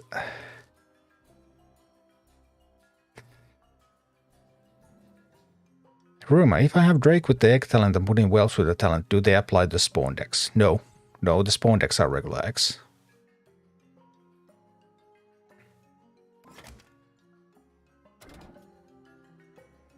I mean, free eggs is not completely useless, but like paying gold for those, not so good. Fadrox, what's in your opinion the best way to gold as free-to-play player? Spend gold. Buy all the minis. Buy every single mini. Get your collection level up. The collection level on this account is 17 now.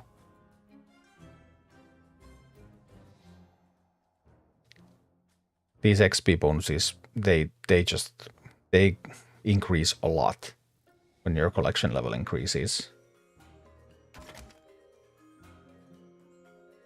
Then once you have most of the minis, like right now, for example, I don't have all the minis yet, but now I'm not being offered new minis. I actually probably should buy this. Because getting Harpies talented would be great. Then you start to look for getting some key minis to uncommon. Harpy is a great one. Safe Pilot is a wonderful one. If you want to start using Welbex, then those. If you want to start using Torrent, then that.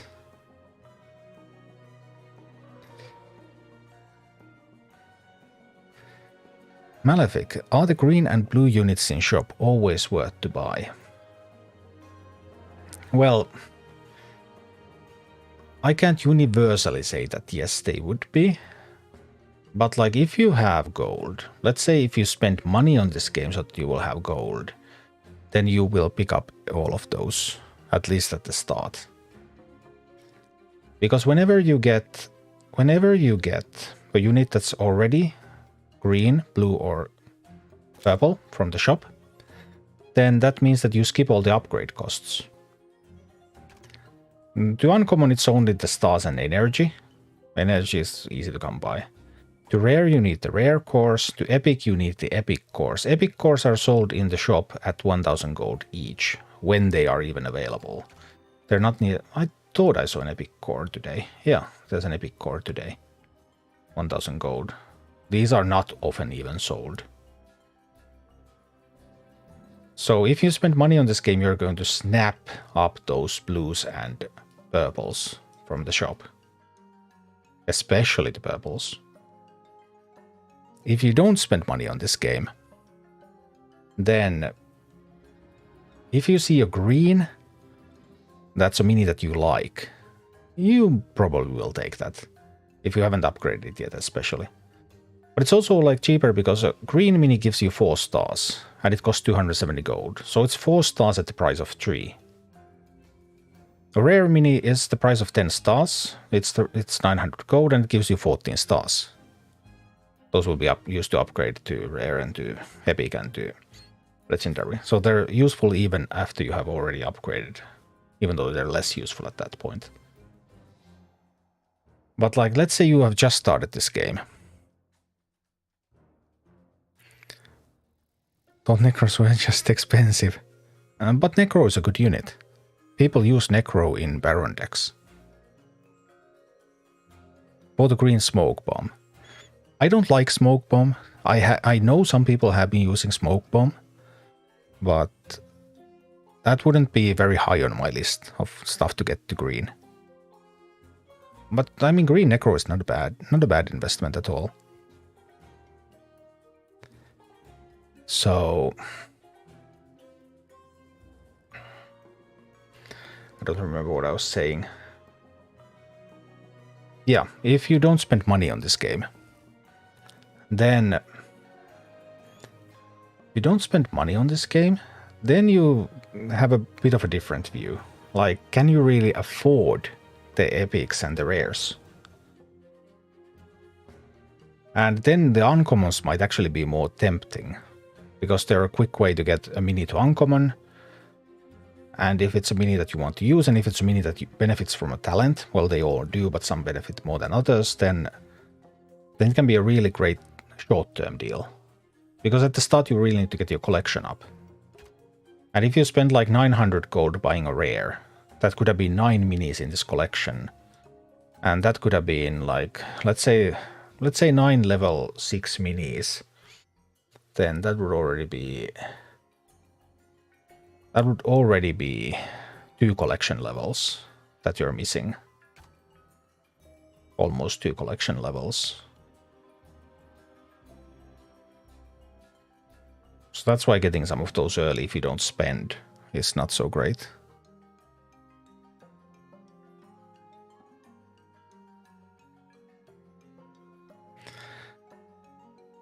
Accidentally chose to summon Skeleton on kill instead of Skeleton Mages on Necro. I do love Skeleton Mages. I think Skeleton Mage is such an insanely good unit that I would take Skeleton Mage everywhere if I can. But Skeleton on kill isn't awful.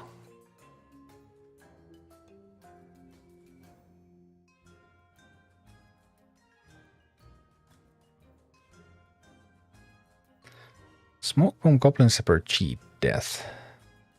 But if Zephyr doesn't die, then well, never mind. Anyway, we got the Gore Claw kill. And we made it with this team.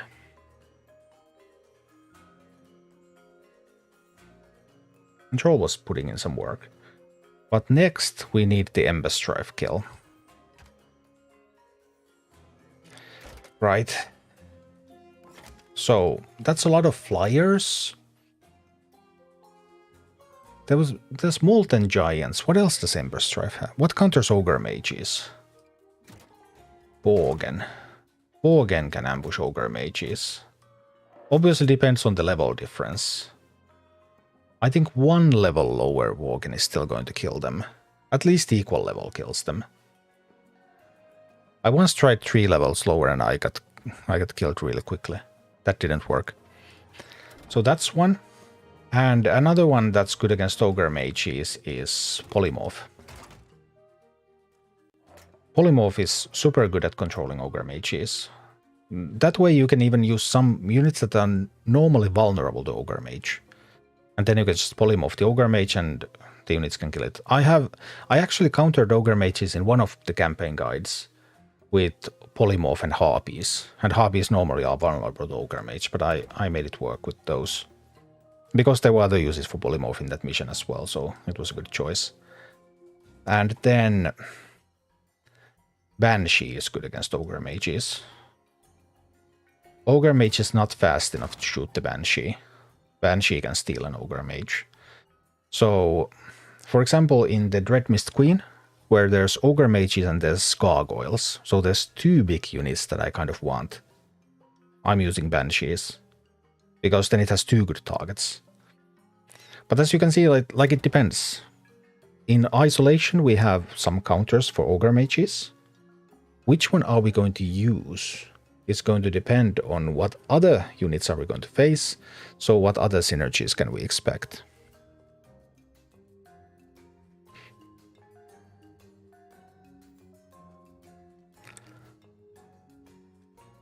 Those are the 3 main answers I think I have used.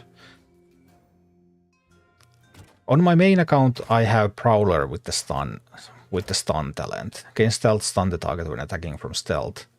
This is with the stun talent, this is also pretty good against Ogre Mage, because it charges the mage and stuns it and then starts to kill it. But without the stun talent, I don't think it can do it.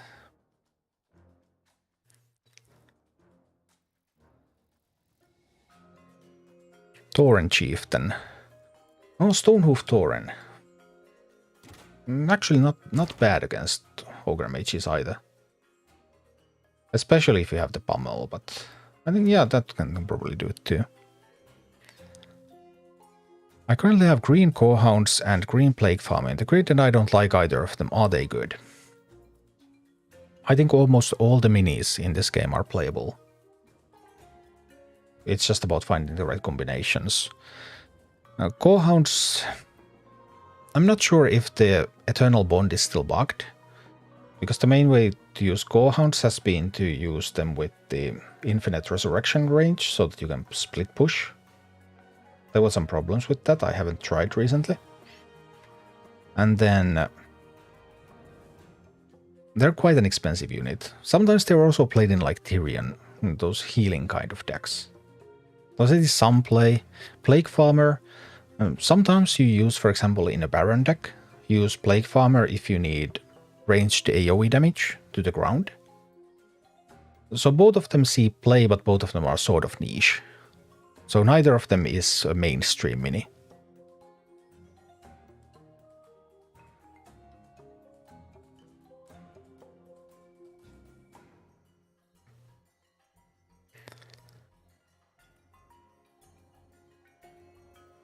Thousand Needles is so hard. I would need to make a little bit more. I have cleared 1000 Needles with this account. I can try to see if I could make some more videos of that. Wolfie, how did you beat Reek? I fed Reek Abominations on this account. On my main account I fed it Molten Giants. your choice of big beefy mini that you want to feed the Reek with. You can find Reek video on my YouTube channel. It's spelled R-E-A-K, by the way, when it's the name of the boss. If you want to search for the video, I mean. But it's in the campaign guides. It's in the campaign guides playlist.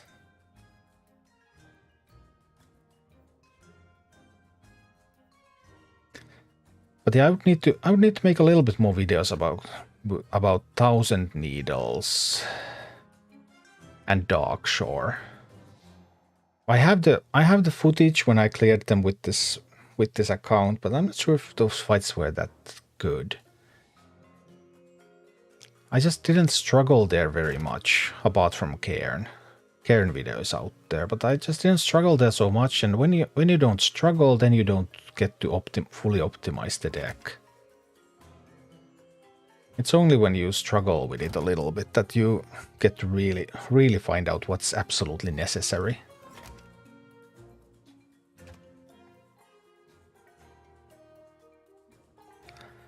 Some minis fit into any deck. Yeah, some minis do. Then again, like, we now did the Raptor boss without Safe Pilot. Safe Pilot has been my go-to answer a lot. But it actually wasn't actually the essential part for that specific encounter.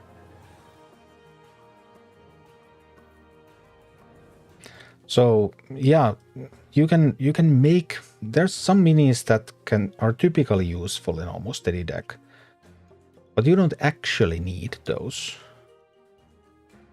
necessarily. I still have Quillbore Harpies here. Quillbore and Harpies have been my go-to. I would actually need to sometimes limit myself so that I don't put Quillbore and Harpies into my deck, because I don't think these are necessary. They're just one play style that you get used to, and then you think that it's great because it's what you know. It's what you know how to execute to get the timings right.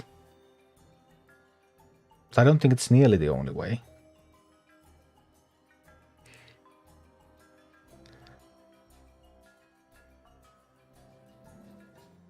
One thing isn't in any video, which leader is best? I in the beginner's guide, and then I made a separate video about which leader I recommend to pick first. I think that was a little bit of an easier question because you want this kind of bruiser. This kind of sturdy leader that you can just throw out there and it's going to whack at things at the start, especially if you're new to the game. And if you pick someone like Jaina, who's super fragile and doesn't even blink around without the talent, then it can be much harder. But overall, I think you can make all leaders work. I haven't yet seen any evidence that you couldn't make every single leader work in this game.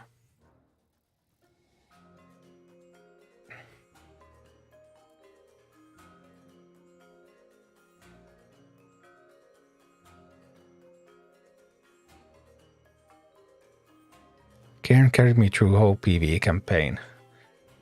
I played the soft launch PvE campaign with Murkai. Hilarious thing, I actually in the soft launch, in the PvE campaign, I actually played Drakizat with Murkai, which is kind of silly. You don't really want to do that, because in Drakizat encounter there's buttons that when your minis press those buttons, then there's going to be flames on the other side that will incinerate the minis on the other side. And when you play Murkai, you're just going to rush both lanes. And then everything on the other lane is going to be incinerated. But I mean, I made that work. Because I just wanted to play with Murkai, because Murkai is so fun. But the consequences on the incinerations were definitely something that Murkai was absolutely not the ideal mini for that encounter. Absolutely not ideal. Because accidentally incinerating so much stuff all the time is it's not very fruitful.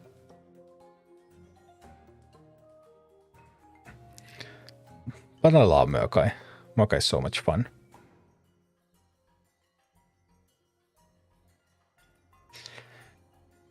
But hey, we need to work on that Ember Strife deck. We need to kill Molten Giants and we need to kill a big flyer. And we need to kill some drakes. So our new best friend, my boy, the Darkspear Troll, as you can see even in this animation, shows how easily Darkspear Troll kills drakes. That's definitely in. Then I will need some Molten Giant killers. Molten Giant is an armored tank. This big boy here. A wall of armored obsidian. And it being armored means that it has 50% physical damage reduction. RPs just deal so much damage that they just push through that anyway, especially if they had poison, but they don't. But because we don't have that, then we need some elemental damage. Pyromancer? Drake? Do we have an elemental filter? What's that elemental? What's Firehammer elemental damage? It actually is elemental damage. I didn't even remember that.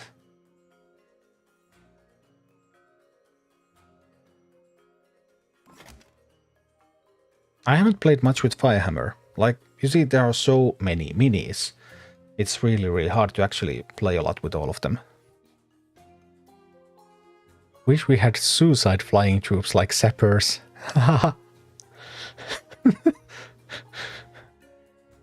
Those would be called kamikaze, right? Yikes. That's some scary stuff. Firehammer, Drake, Pyro. I guess there's always the Ogre Mage too. Show Baron team. I don't have a Baron team on this account. I mean, I literally don't. I've never changed the minis here. I don't know why there are these minis. I guess I have had them on some time.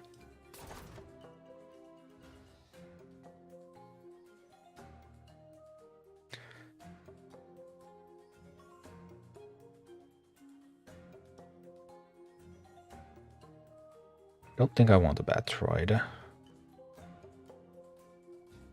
Harpies can take the squad spot now.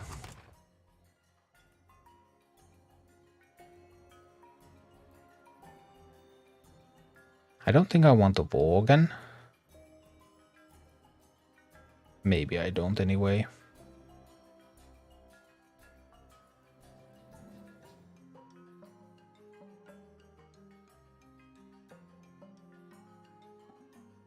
Would I want a Banshee? I guess that's a serious question. Would I want a Banshee? I just feel like having Quillbore is so flexible and useful. We could give Banshee a try.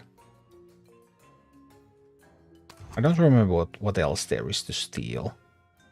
But surely there's always something to steal.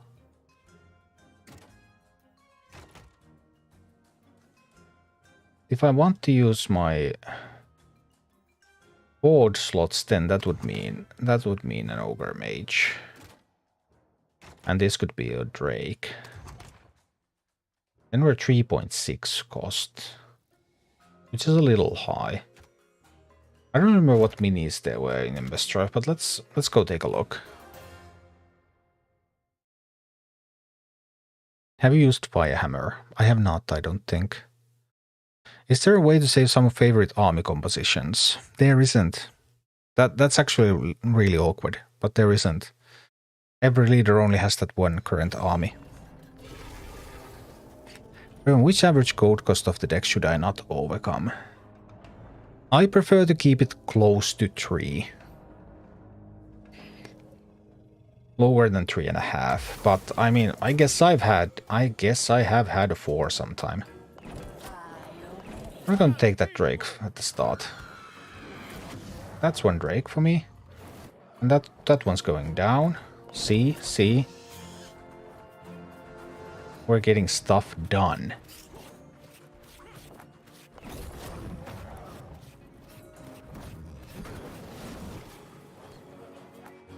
I'm gonna go steal some chests.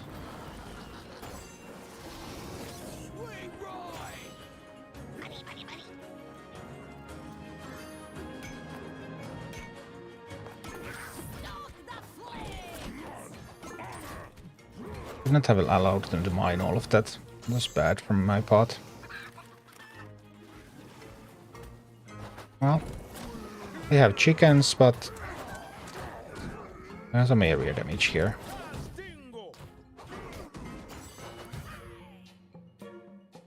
So far so good. Go mine there. Maybe we're not fast enough, I'm not sure. They have an ogre mage. We're going to send a banshee. Yeah, ogre mage. Have fun against the molten.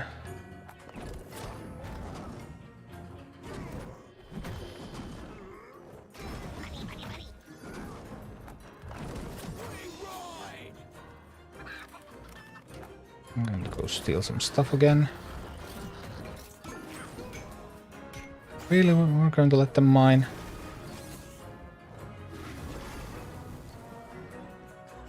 I will need to distract the Ember Strife. I think that's going to be necessary. Oh, we can take that.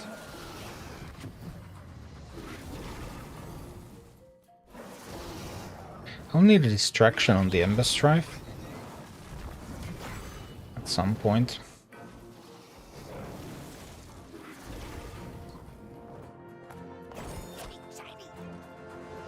Troll can kill the Drake. Well, that one I can't handle. I mean, it's going to kill my miner.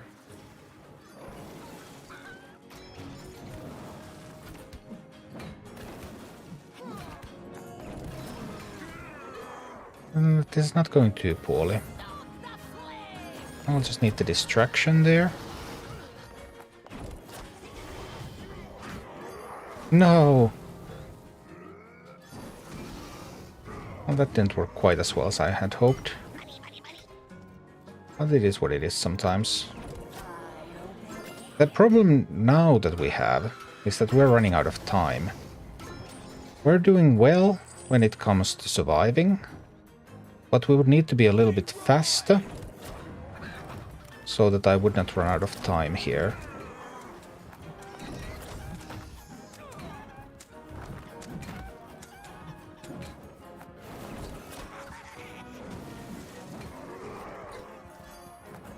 Now we need to distract. No, I was slow with the distraction.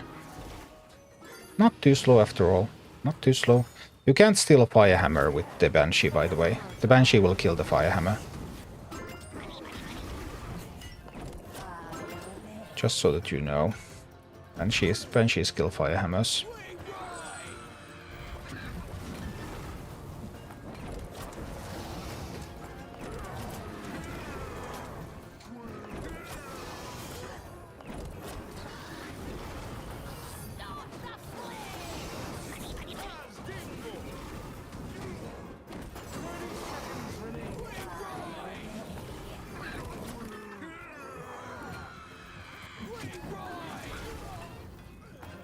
This wasn't terrible for a first attempt. But we need to do a little better. A little faster. A little bit more distractions. But I will actually push the damage in. Yeah.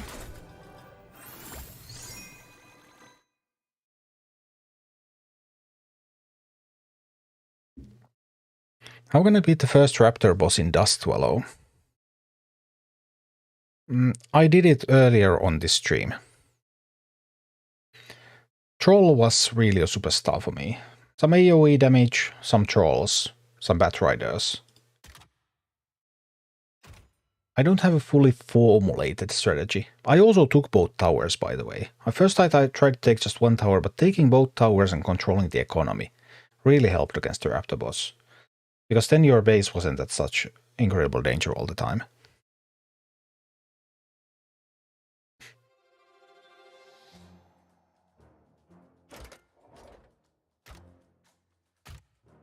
But let's see. Peremptory, maybe actually Murkai with Distraction viable. I did this with Murkai on my main account. And this was an easy boss. This was a super easy boss. I mean, Murkai just deleted this.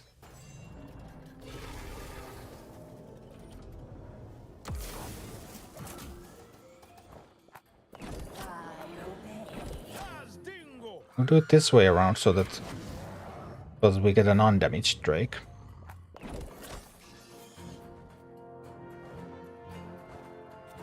Now we do not have a distraction. No, no distraction. Sad times.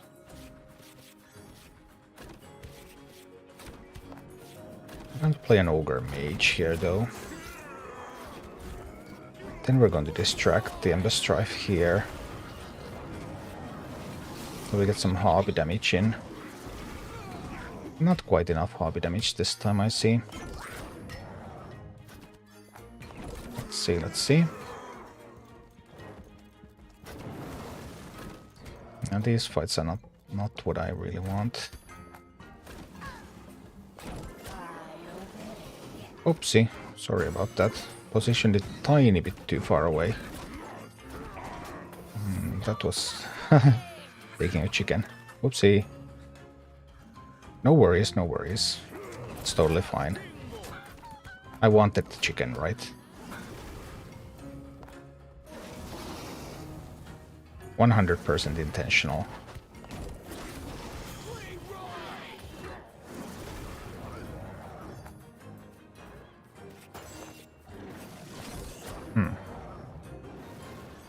Well, I'm a little bit sloppy so far. Nothing too bad. Okay, a little bit too sloppy now. We're going to restart, right? Maybe we don't. I mean, it would make kind of a fun YouTube video, showing that, hey, I really messed these things up, but I still won. But I guess we won't.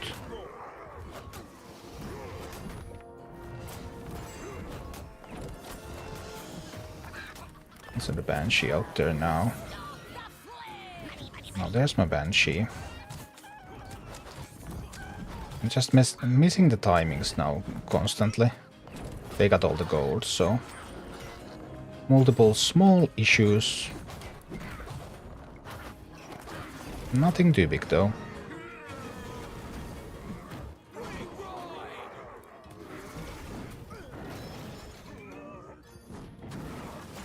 Now we're going to let that kill the base. We can restart. I think this should be perfectly doable with proper execution. So let's do that.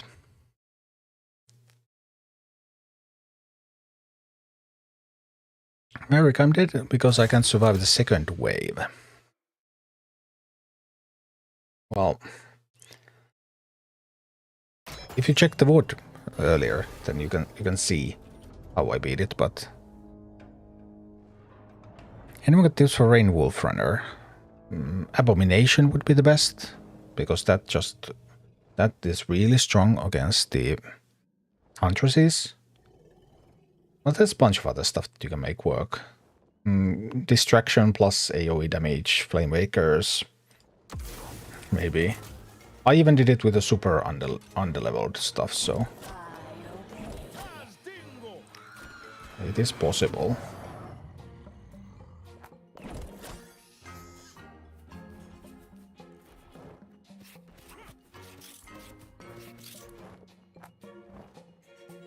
I want to get to the Quill Boar. I need to get that one down first. As soon as that one goes down... So Ogre Mage and its Quill Boar there. For distraction. Unfortunate there was also an Ogre Mage from their part. Now I probably need to tank this Bloodlusted Raider with Chrome. I just can't let it come true. On that side we can use these now.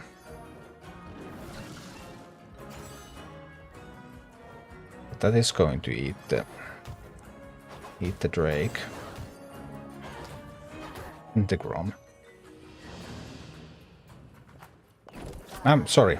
Never use this against Firehammer, because Firehammer kills it. I even said so in the guide.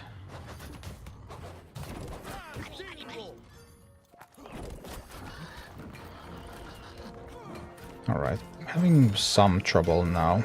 Yeah, now it's all messed up because they get the gold. I have missed the crucial timings and allowed them to gain resources, which has turned this fight into something heavily unfavorable for me.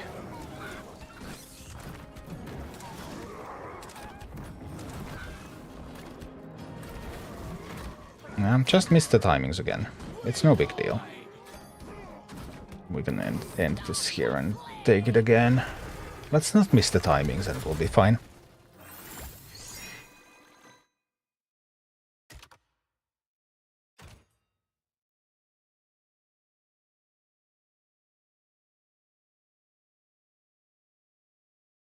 How can the Molten Giant take chickens with one smash? An excellent question. I mean, they're just running out of the area.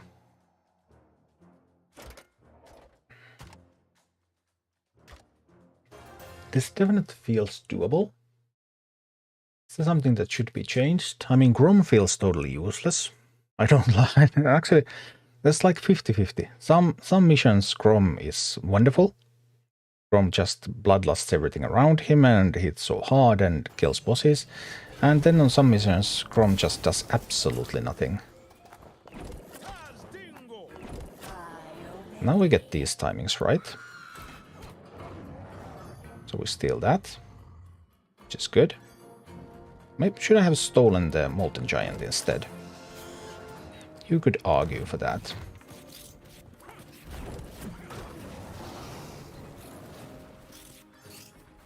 Because the Ogre Mage is going to spawn here.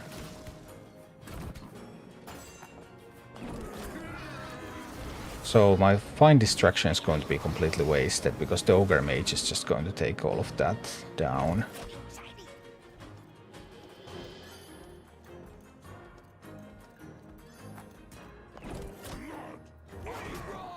Grom can take the Ogre Mage.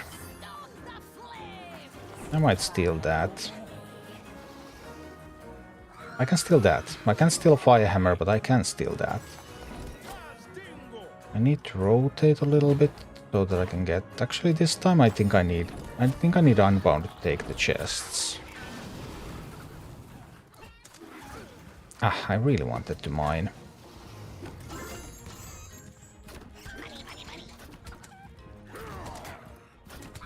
Let me see, how do I do this? I have a Banshee, grab this one now.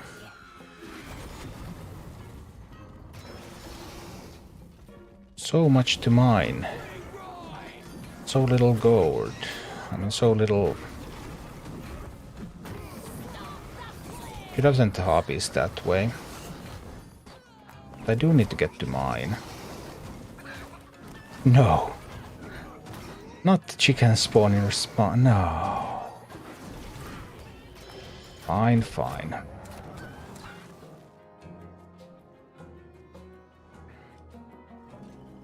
So much gold. Out in the distance, there's so much gold. The king of the mountain. Right, we get that. The deck is a little bit too expensive. Because I cannot cycle effectively enough here. I would need to cycle better. Or maybe if I can just take those chests, I will be able to do it. I just can't get to mine. I just cannot get to mine. Does not happen.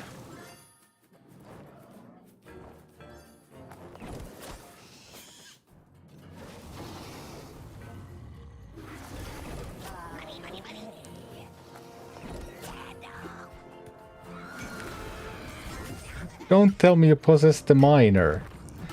I possess the miner. Well.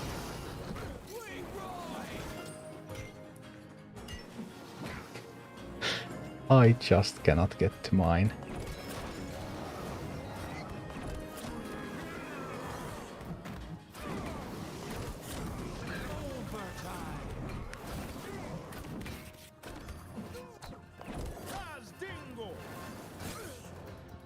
Is that too close?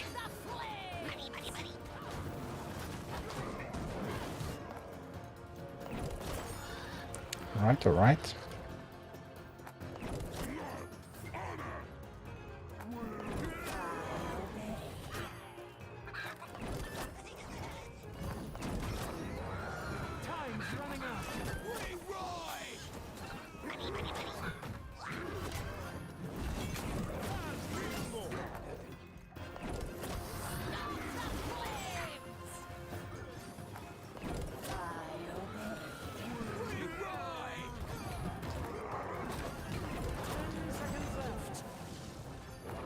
I know it's 10 seconds left. But I don't have any unbounds that could... Don't have any unbounds that could hit that. I'm having some issues with the cycle. The deck is a little bit expensive. I knew when I got into this mission the deck is a little bit expensive. If I can get a lot of those chests, that can alleviate the expense issue. But I have only one unbound currently, so it's really difficult to get to those chests. But I think there's a possibility that the deck could be improved by making it a little bit cheaper. And the obvious candidate to be cut is the Ogre Mage. Because the Ogre Mage is the most expensive minion in the deck, and it's also contributing the least.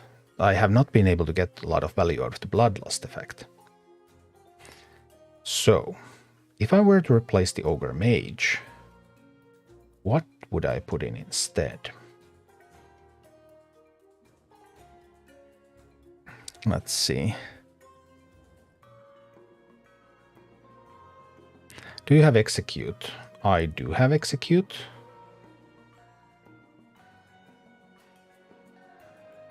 I don't think Execute does exactly what I wanted to do here.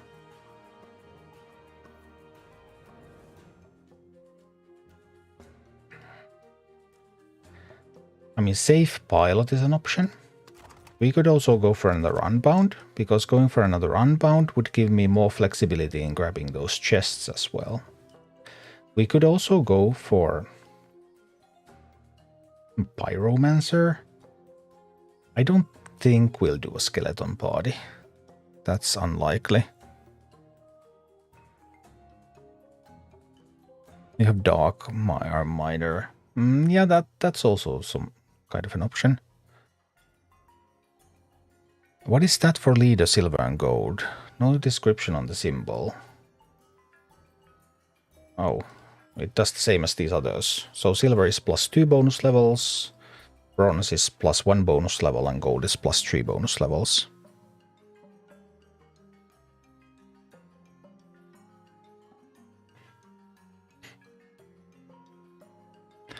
Well, you would have won the last run. Yes. But was the deck perfect? Well, perfection maybe, but I mean, could it be easier? Could the deck feel more smooth to play? Our current running average cost 3.6, and that I clearly felt that. And I wasn't happy. So, Dark Iron, Safe Pilot, Dark Iron, Safe Pilot, Pyromancer, some kind of spell. I guess there's even chance to put in a Worgen, because Worgen can ambush Ogre Mages, and it can open chests real quick because Worgen deals a ton of damage. So it just runs through the chests basically. On the other hand, Worgen is level 9, and the Ogre Mage is level 11, and I think a level 9 Worgen does not kill an level 11 Ogre Mage. I think the Ogre Mage wins just barely against untalented Worgen.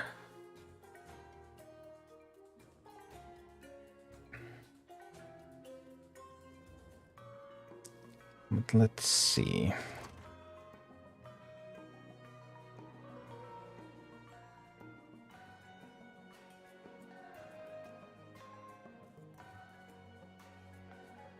Griffin Rider is cheap.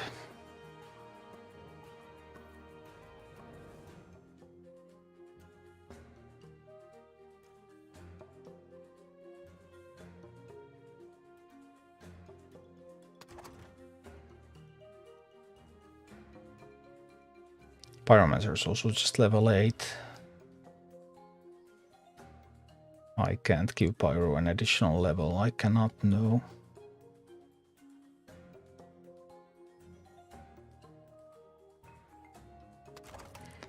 I think we might try with the Worgen. That's a tank, not tank, the Unbound.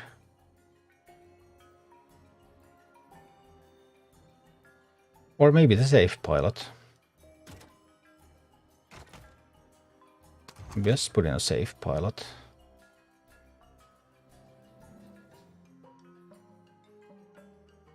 Because it can also kill chicken.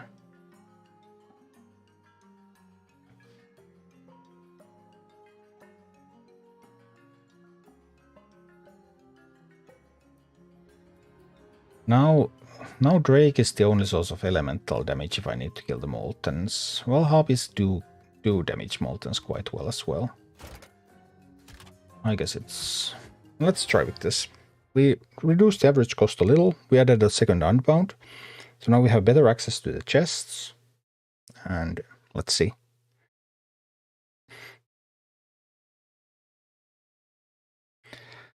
RGP, I've never seen anybody use vultures.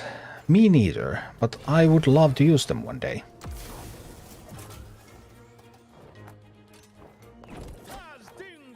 Because I think there's surprising power in many minis in this game.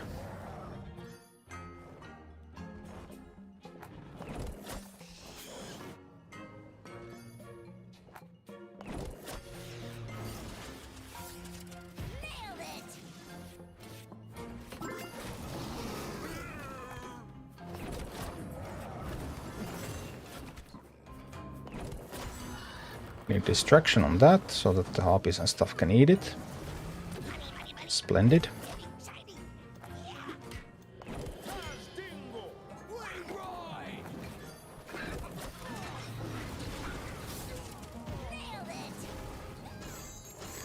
Distraction is a little late. A day late and $1 short, I would say. My distraction. Why don't we send another one? Send a miner over here. We can take the fire hammer damage from the base, can take it.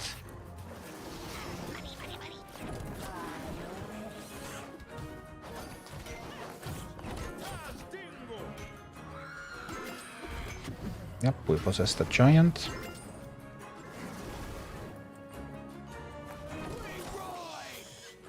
Send some units this way.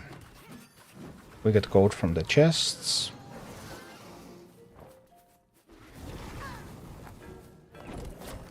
I mean, this is going to be really easy now, isn't it?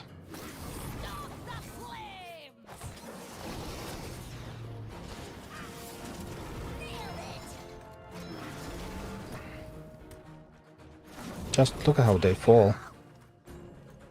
Because they're definitely falling.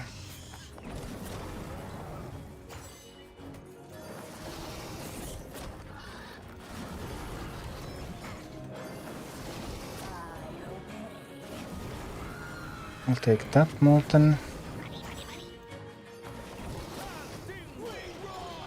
It's still fine, this is still fine. Couple of bit poorer calls there, but oopsie, now we need a tank.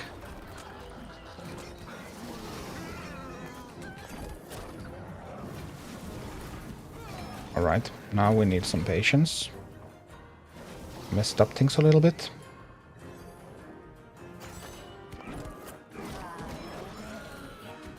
Oh, damn. Yeah, messed up a little bit there. But it's okay. This is definitely much, much better now. This is going to work. This is so going to work. Easy.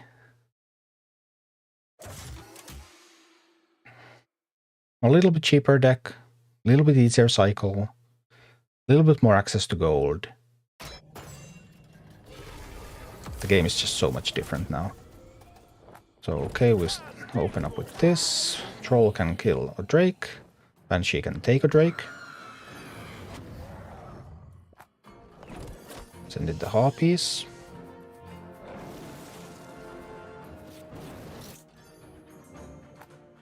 Send it safe pilot to grab some chests. Just bring me that gold.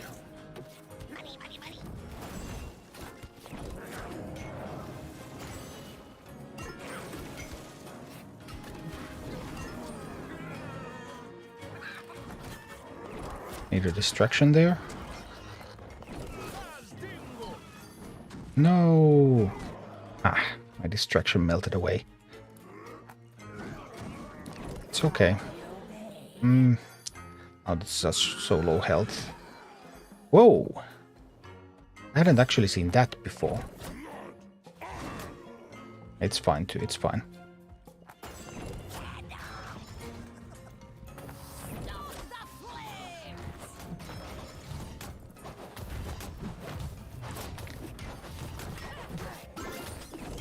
The Firehammer though. Now this is going poorly. But we can steal the Molten, right? Firehammer is not fast enough to save the Molten. No, it's not. Okay, so we get the Molten. We have a restart. It's going to be okay.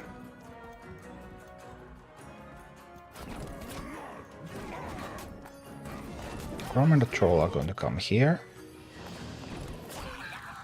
I'm going to go mine over there. Grom and the Troll can handle these. I can now take a chest, so I will be able to... I'll be able to get a little bit more gold going. I can have a Banshee here, so we will take that Molten. Right. And now we're back in control of the game.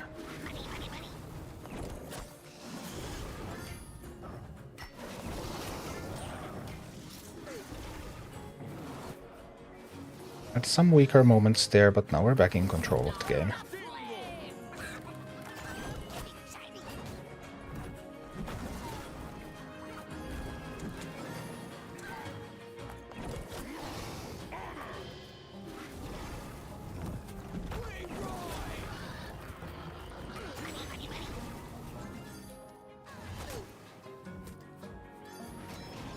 Okay, no worries, no worries. We have so much gold.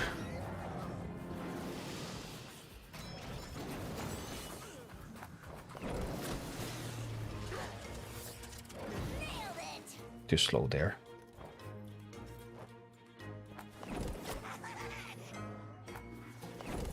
Not my finest moments, but it's gonna be fine. Still have time. We're going to take the Molten. We're going to support it with the Drake. So we get rid of the chickens.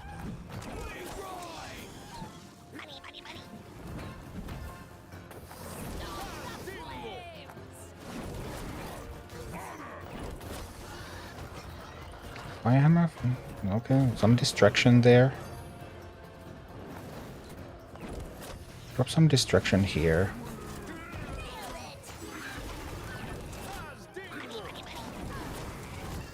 Need to find more distraction tools. That's another distraction piece right there.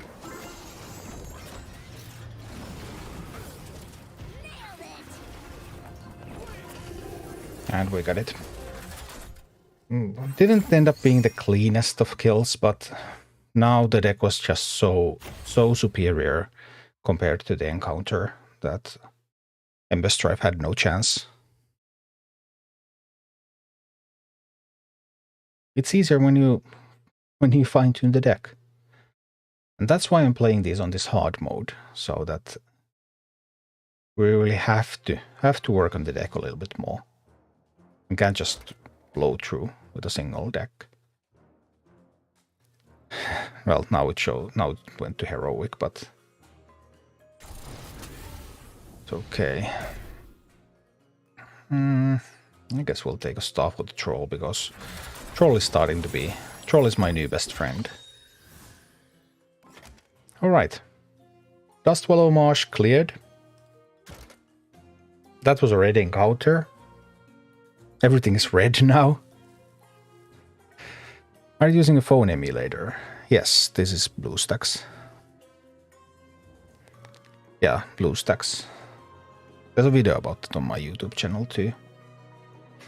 But yeah, everything is red. Because we did Ember Strife with average level of 10.3. It was a level 12 encounter, right? Plus 1.7, no talents.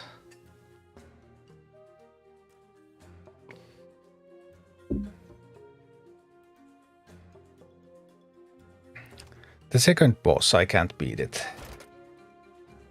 Uhklakanducha. The monkeys. We'll work on that, Tuksoge, are you Finnish? Yes, I am.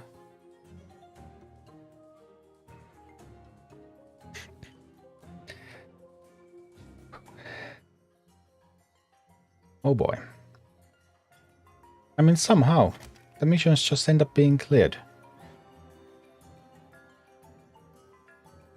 55 of them by now.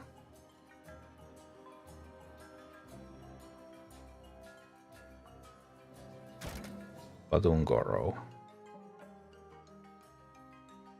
I don't remember the fights anymore. I do remember the Devilsaur Queen. I had cleared all of Winterspring before I killed Devilsaur Queen originally. I'm not looking forward to that. But I don't think we can get through all these reds right now anyway. This was a team that was very specifically tailored for that encounter, but I guess we'll take a look at the Tar Tyrant with this. Let's see, what did the Tar Tyrant do? It summoned stuff. Did it summon raptors and elementals? What talent did you choose for Pyromancer? I love Pyroblast on Pyromancer, because with Pyroblast it one-shots a lot of stuff, and when it one-shots them they don't get to shoot back, and that's good. Many people seem to prefer the wider splash area, but when do you see so many units in a wider splash area anyway?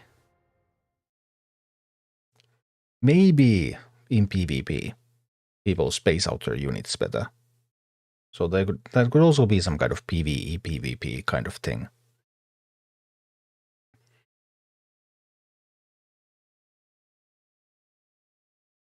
Possibly.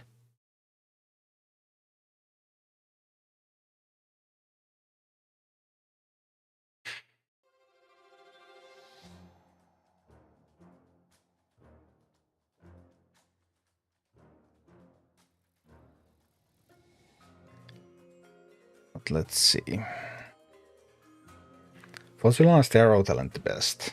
That's at least what people are using. I mean, I don't have multiple talents on Sylvanas, so I can't test them myself. But the arrow talent definitely seems to be powerful and make it much more usable in PvE, so probably I would go for that, yes.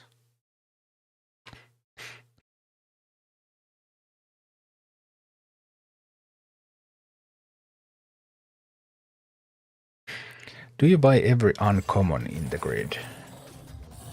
No.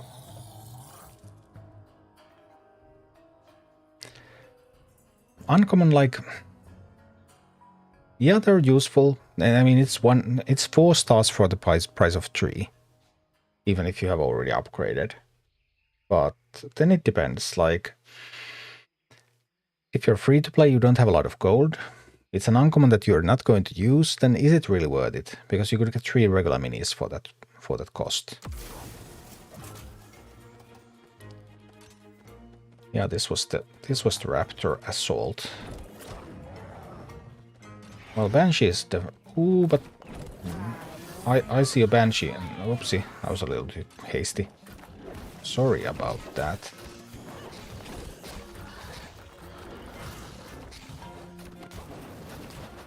A little bit too hasty, but there could be some Banshee targets here. That Firehammer. Just killing everything. Casually killing everything, I might add. There's actually some pretty decent Banshee targets here, aren't there? We'll just send this Banshee out to meet that Molten. Molten Giant, please meet Banshee. Banshee, Molten Giant, Banshee.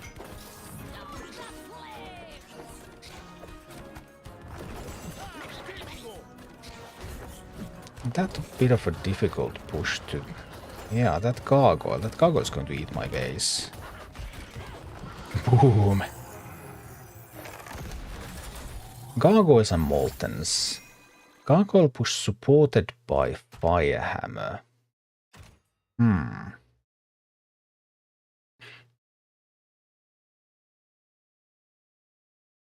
Just played people going scaring Bloodhoof with Dark Steps roll using Big Bad Root can call for healing was so annoying. Yeah, it is. It is. You are underleveled. An excellent observation. I am aware of that. We're also starting to build an army for this encounter. So it was the Gargoyle Firehammer push, then there was the Bolt, and then there were the Raptors. There's more in the deck that we didn't see yet. I probably should do a purple quest. Especially if it gives XP to the troll. Because trolls are fun. Troll is not great against Gargoyle though. Nor is it great against the Molten. Nor is it great against Raptors. Nor is it great against Firehammer. No! We're not going to be able to play with the troll in that map. No, I wanted to play with my troll.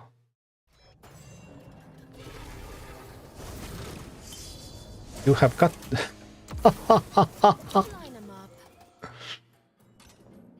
Well, I'm not sure if this is fast enough to take a hunter. It is. Wonderful. So we get the one map that the deck has been built for as our quest. You can't make this up.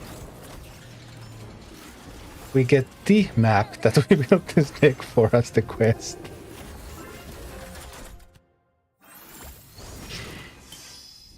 That was lucky. Because sometimes I have played a ground-based deck, mostly ground-based deck, and I have gotten that as a quest. And then I'm like, I have one unit that can hit that boss. And a safe pilot that can hit that boss. Like, what am I supposed to do here? But this time, sometimes lucky.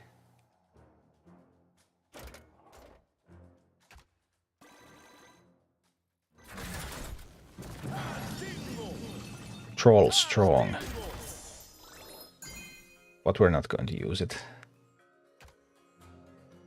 Nope, Troll is going to go on a bench. But what do we use? Drake is great against Gargoyles.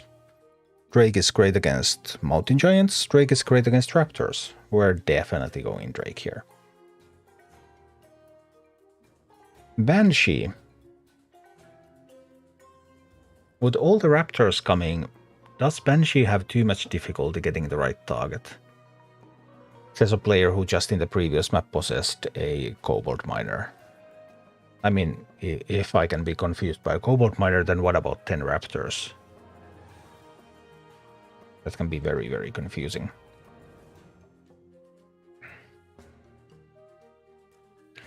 Lad, interestingly, if you haven't unlocked maps in PvE, you won't face those in quests. Yeah, because the quests are like easier recap versions. Also, what's really interesting, lad, is that if you have completed a campaign mission and you haven't unlocked heroics yet, you haven't unlocked heroic for that campaign mission yet, then when you go into that campaign mission and you try to play it, you get the easier quest version of it instead of the original. So all the regular campaign missions, once you have victory in those, you can never go back and do them again. You need to make another account if you want to go back.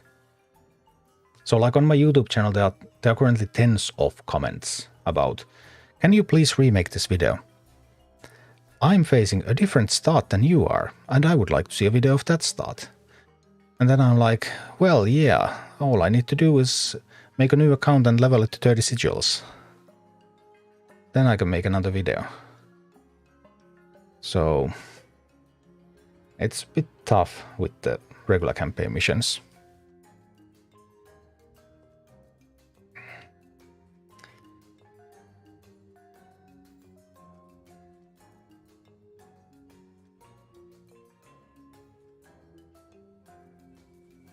Raptor, Walton, Gargoyle. This could hit some of those, because I have these horde slots that I really want to make use of, if possible, because those are some serious levels, especially the silver one. Fayakas, hi, do you recommend to buy with gold minis that I don't have? Yes, you want to buy all the minis. Like, this is my free-to-play account. I'm currently at 51 out of 54 troops. I'm still missing a bunch of leaders. Well, leaders appear on the grid only on their family week. I'm buying whenever I see a mini that I don't own yet, I'm going to buy it. But right now, I'm only offered upgrades. So you start by buying whenever there's minis that you don't own yet. And then you start to move towards buying upgrades, like I probably should buy this one. Because harpies are really good units, so I would need 3 of these to upgrade the harpies, but I probably should start working towards upgrading harpies. Then you start to upgrade the minis that you use the most. As you no longer are just constantly offered minis that you don't already own. You don't have to collect every single mini before you start upgrading. It's just that when you're not offered new minis all the time anymore, then you start to work on the upgrades. How did you get silver? This. Repeatedly clear the dungeon. Dungeon upgrades these slots. I need to go back to non-heroic to grind XP for lower level minis. Still have level 5 to 7 on a lot I didn't play. You'll get that eventually. And like clearing heroics is just if you clear heroics, you can't click it, but that's an experience tome. You get an experience tome for each family. Now I'm Horde, so if I clear this with Horde, I get the experience tome. If I clear this with Undead, I get an Undead experience tome. These heroics are tons of XP.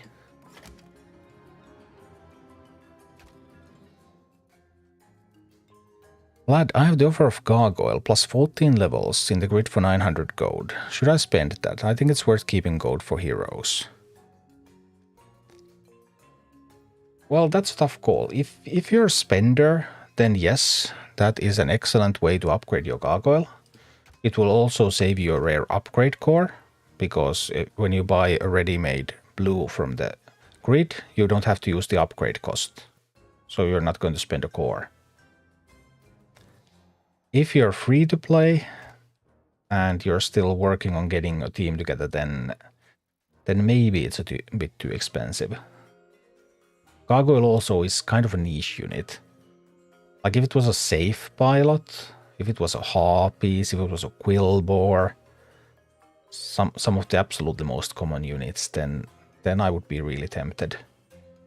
Just for the bonus levels, but it is a lot of gold, so if you're not spending money on the game, it can be hard to come up with that gold. Jacob James, should you save gold for blue-green purchases, or go for 3 stars on good units regardless? You should go for 3 stars on good units regardless, because those blue and greens, they don't show up on the grid often. You're probably not going to see your favorite unit directly upgraded on the grid. Glad I can only unlock new heroes from buying them in the grid. Or lucky medals upgrade. Yes. You can buy them from the grid on their week. And you can get them from these sigil, troop unlocks and leader choice unlocks. You can also get these from dailies. So when you have these three daily things. New rewards are coming again at midnight. Usually these are experience tomes, but they can also be like today I had a rare core here. They can also be rare cores, they can be troop choices, and they can be leader choices. So that's another way. Or sometimes they're being offered in the shop as well.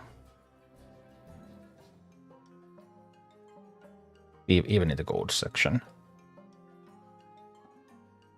And definitely for real money.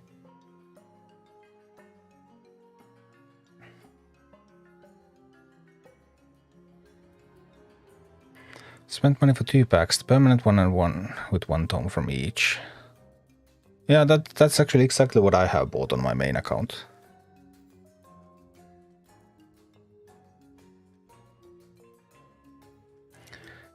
We need to get back to working on this deck for the next one, so maybe I will give Banshee a try.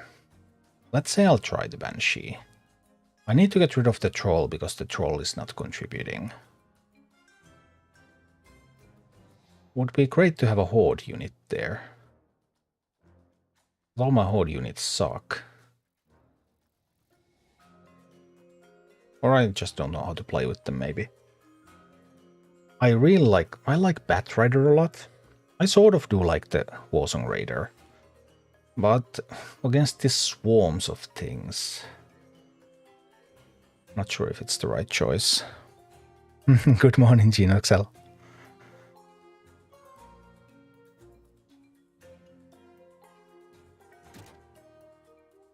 Let's swap this out for something. The Raptors... There's also that annoying Firehammer. What do I do about the Firehammer? This could kill the Firehammer, it could tank some of the Raptors, I guess. If I go with like Batrider, because I could go Batrider. If I go Batrider, I'm a little bit... Then my Banshee game needs to be on point. And I'm uncertain whether I can really do Banshee game. I mean, in the last map I possessed a Kobold Miner by accident. So, am I really to be trusted with Banshees in my hand? Is Safe Pilot necessary in this PvE? Safe Pilot is just generally useful. I can also use it to kill the Firehammer, I think. On the other hand, it might have been so that Firehammer actually survives.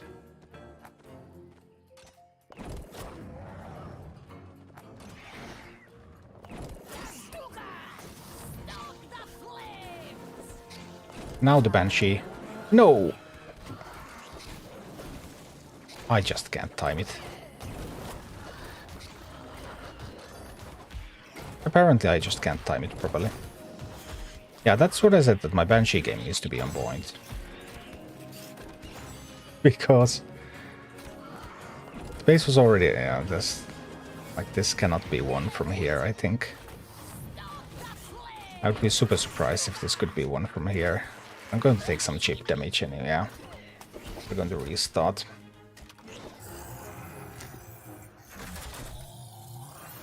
So that's what I was wondering about the Banshee a little bit. Like, yeah, I kind of want to take Gargoyles, I kind of want to take Molten Giants. But will I be able to target the Banshee well enough with Raptors? And then there's another problem. I'm going to make a guide of this. Even if I can get the hang of that, what if the people who watch the guide cannot? Then it's going to be an endless sea of complaints about how Banshee sucks in this map. I mean, it's going to be an endless sea of complaints no matter what, because that's what every guide... That's what happens with every single guide. I made the same mistake again. I was like, this time for sure. But then it wasn't for sure. It was the opposite of for sure. It was like never. It was like this time no chance. I'll get a good Banshee opener here. But we're probably going to have to shift it away. Just to make it a little easier. There are many maps where Banshee is super easy to target, like Dreadmist. What Bloodmist Dread Queen? What was it? Dreadmist Blood Queen. Dreadmist Blood Queen. Yeah. I have to constantly pause to calculate my next move. Yeah, indeed, there is a pause button. I tend to forget about that. Banshee goes to the closest. An excellent observation. I mean, just wonderful observation. I will try to keep that in mind. Is there a weight level specific mini? No.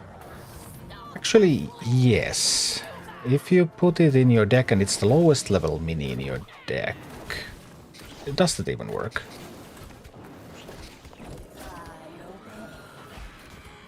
Look.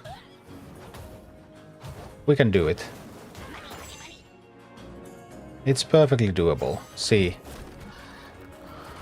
I knew I could. I knew I could. I knew it. I just knew it.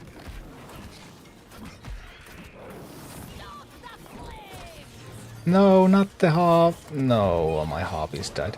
And my safe pilot actually cannot kill that. I thought my safe pilot could. But it was not the little safe pilot that can. It was the little safe pilot that can't.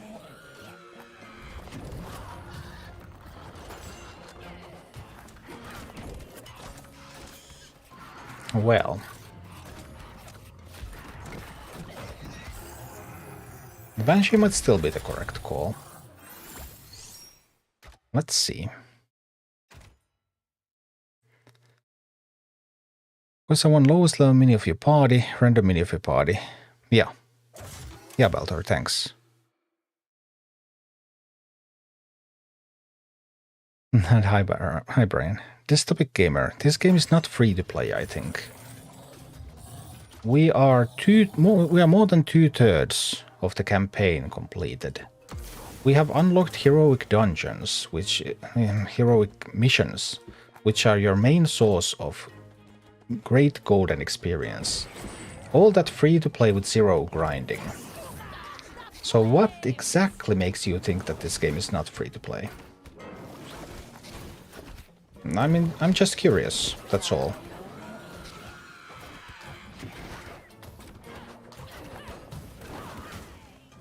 Like, what is that thing that makes you think that this game is not free to play?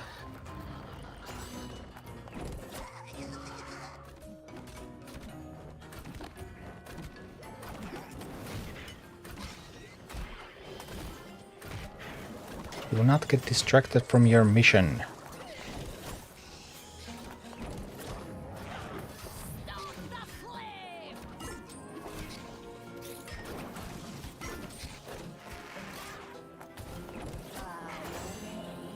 It's bansheeing time. And then I said it's bansheeing time and I bansheed all over those guys. You know.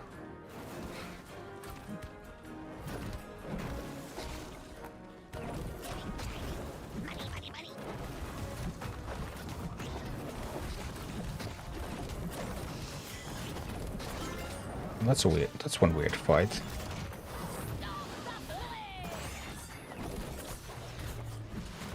I kind of failed there, but I did succeed in the end. That's all good. Except that now I did fail that.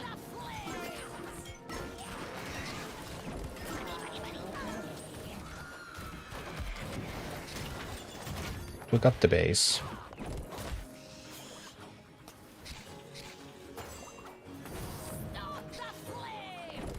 So many fire hammers though.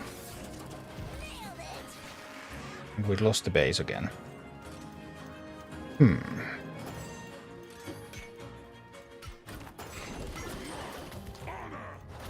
gonna go whack those fire hammers real quick.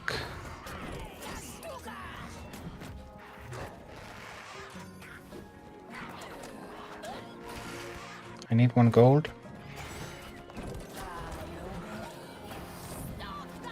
Too close positioning. But it wasn't bad. We have the right makings here.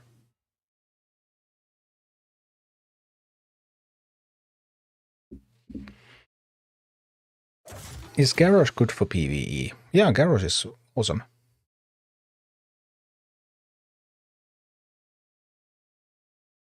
Some green snipe miners. I probably would, yeah. Depends on your definition of free-to-play. If it's literally this, but if free-to-play means advantage by paying, then it isn't. There are no free-to-play games where you cannot get an advantage by paying, right? In the current market. So that definition of free-to-play is not what free-to-play means. So it literally doesn't matter. If that's your definition, then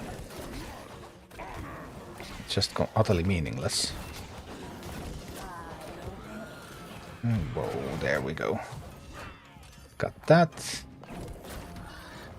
And we have our bloodlusted troop going in. Life looking good. Life's looking really, really good here.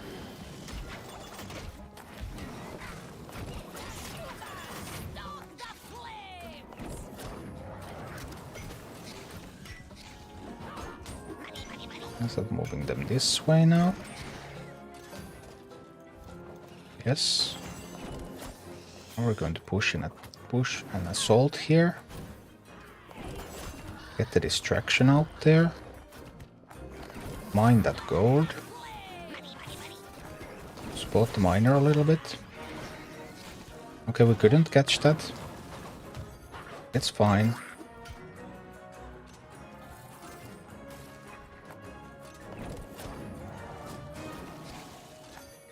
We need to get that fire hammer down.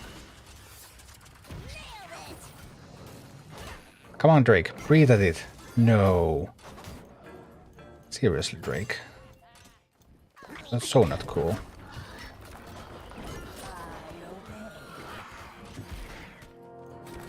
No, the... Ouch.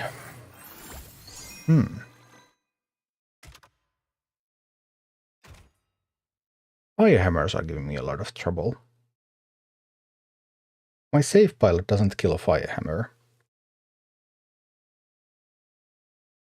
Maybe I need a Worgen.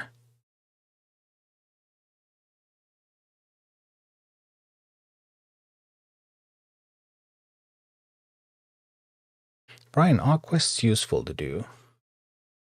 Yes, they do give you XP, but they're by no means mandatory. I mean, I tend to do whenever I see a blue or purple quest, because those give so much XP. But I don't do 20 a day that you could do.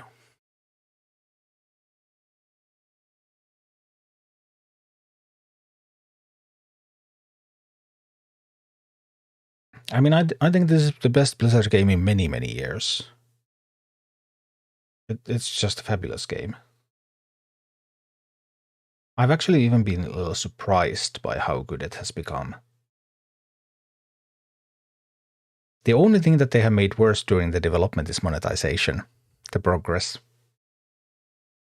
They have added more grind.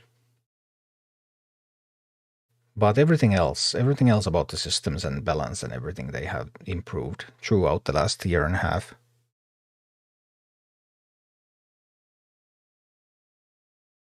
WoW Dev started the development. Yeah, they did. Evocare is the game director. You might know him as Calgan, Tom Chilton, who was the game director of WoW up to Legion. I'm not sure when he became game director. He was a senior game designer for Vanilla. And at some point he became the game director.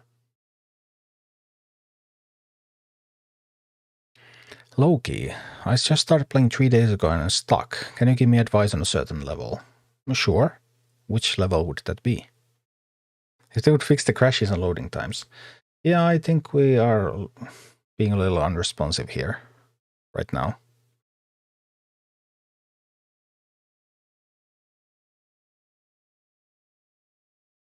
Maybe I was born with it, maybe it's my emulator. I don't know. But we'll see. Getting frustrated by the Inquisitor Whitemane fight. Not sure the timing when to kill her protector.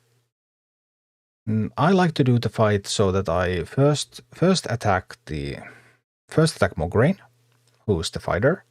I put Mograine pretty low, and then I will start pushing Whitemane. And when Whitemane gets to a point where Mograine starts to shield her, I will send some unbounds to kill Mograine. Like Skeleton Body or Worgen, something that deals quite high damage. Some people also do it so that they time their pushes, so that they push both lanes simultaneously. I'm not sure which one is more difficult. Both of them do require a fair bit of timing. But this is not going anywhere.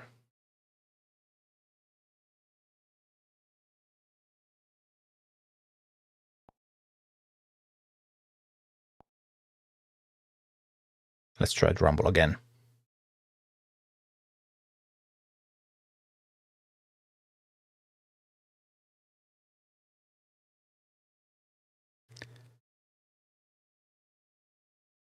Hearthstone 2 was really good when it first came out. Now for some reason I just can't play it, there's just too much going on. There's definitely a bunch going on in Hearthstone nowadays. There is a new expansion coming next week, by the way. Tomorrow I will be playing Hearthstone because Blizzard invited me to the hero crafting event. So I will be playing with the new cards tomorrow. And there will be Hearthstone giveaways and all sorts of stuff like that on stream.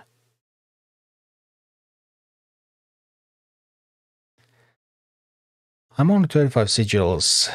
I've been playing leveling my Grommash deck. Yeah, sure. Should I play Tyrion instead? I enjoy Grommash. Play what you like. It's a game. Play what you enjoy. You happen to know if HC Vultures is bugged? I don't know. It shouldn't be, but I don't know. And then the level is Merc Deep. I have good levels, but I cannot beat it. Merc Deep is actually pretty annoying. But the key to Merc Deep level is the tower. I'll show you the map. Where is it? Merc Deep is here. I'm just going to quit from the map, but I'm going to show you the map. So I was just thinking today that I would need to make a proper guide to Merc Deep. Think about it a little bit more.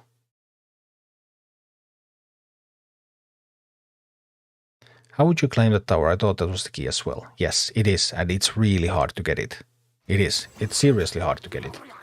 Well, this is the heroic Merc Deep, but I don't have the level, so I cannot do this one. But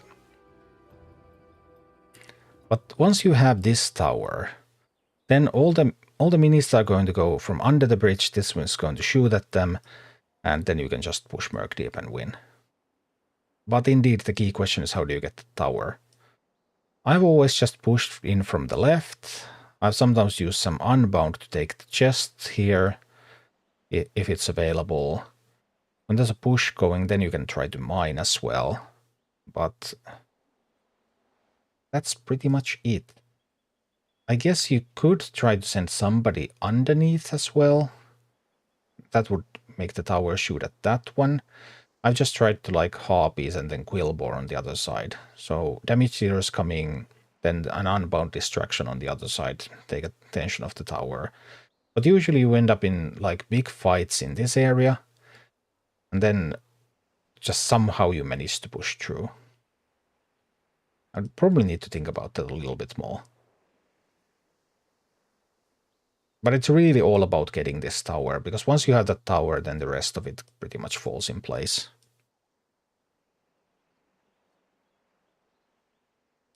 I definitely could do a better job of thinking about the optimal ways to get that tower.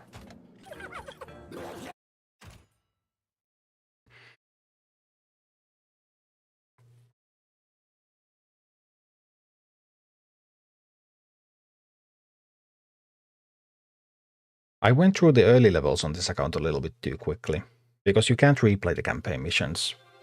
I would have needed to concede them a few times and test out some different things so that I would be able to make better guides. Now that we have gotten a little bit deeper than I have sometimes done, that if I feel like I haven't gotten enough practice. Although I did miss it on Tabetha in Dustwallow Marsh, because Tabetha just instantly died. So I didn't even realize to concede. I don't know what kind of Tabetha kite I will be able to make, but we'll see.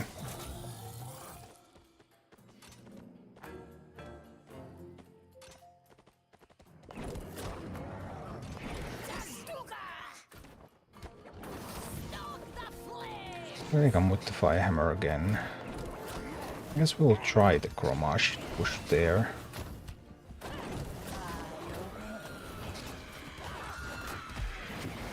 And we'll take that. And we get the tower. The tower's essentially already mine. Did I send too much for that tower? Serious question. Could I have spent less resources on it? Maybe, is the answer.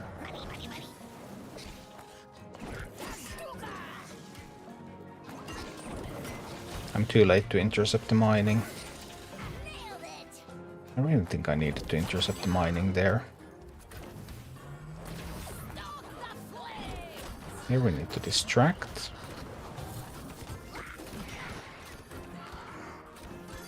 I don't have to take that Molten, I can probably just kill it with Harpies.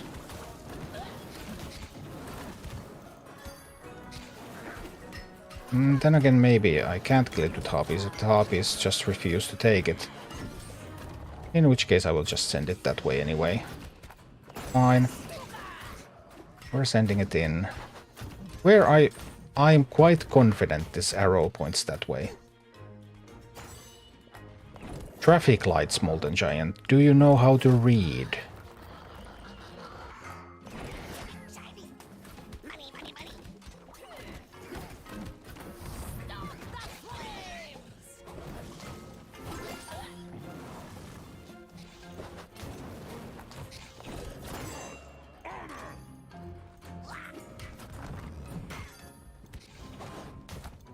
We'll take that Molten Giant.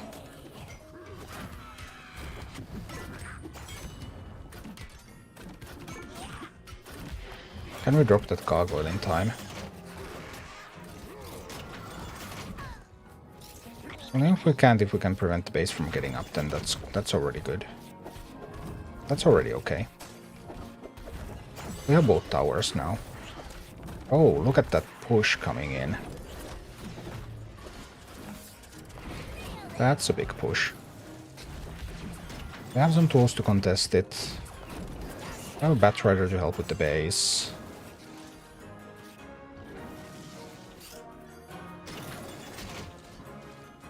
We're okay. Maybe. I'm actually not sure if we're okay. I don't even know if we're okay or not.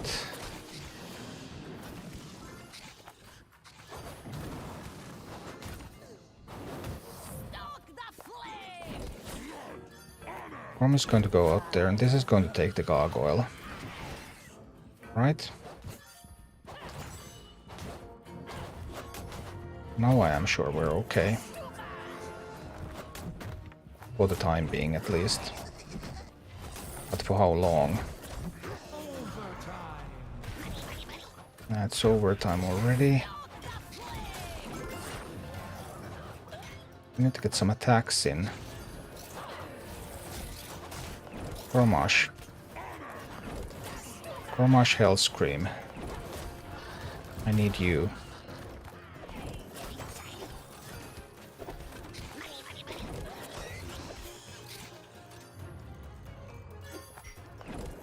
Banshee, I choose you. Okay. Grom, grom, grom, grom, grom. Grommet harpies.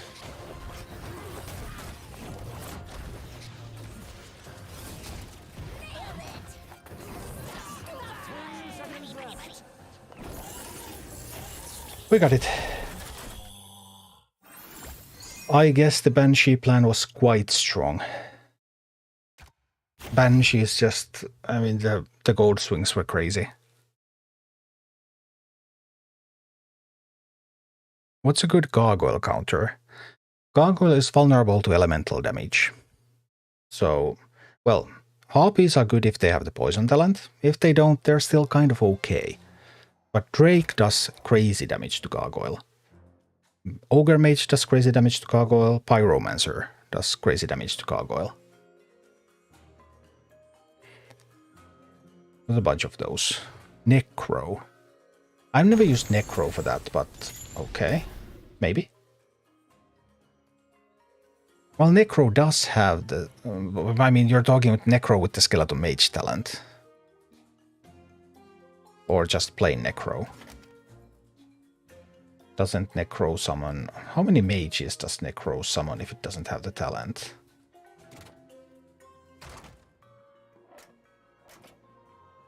Endless summon skeletons. And that's the traits. Where's the talents? There's the talents. Summon skeleton mages instead of skeletons.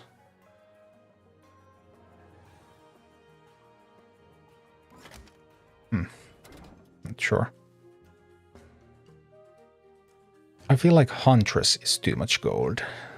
Some people love Huntress, and Huntress definitely has upsides, but haven't been using much lately. But hey, this was the team. I think this was quite alright.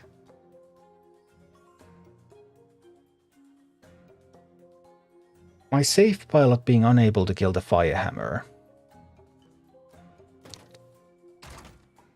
Should safe pilot kill a Firehammer? 400 and crash damage, 590 at level 10. How much health does a Firehammer have?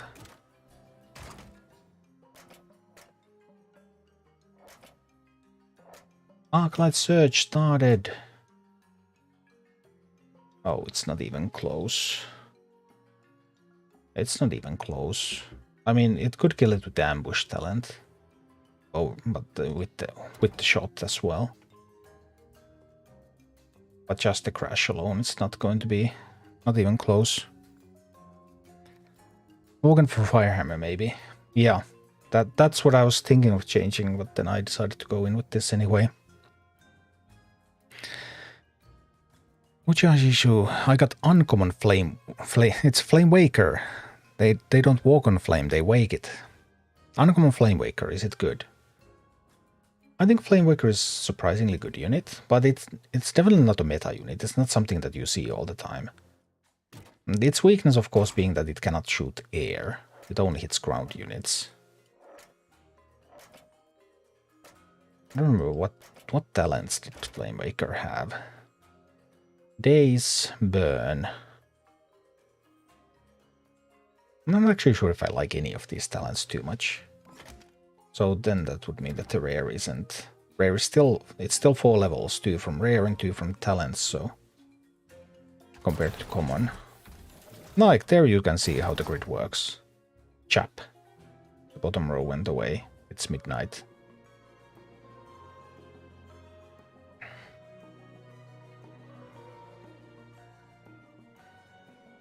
Can't Fireham with Tauren Chieftain. Do you mean Stonehoof Tauren? There's no unit called Tauren Chieftain, but...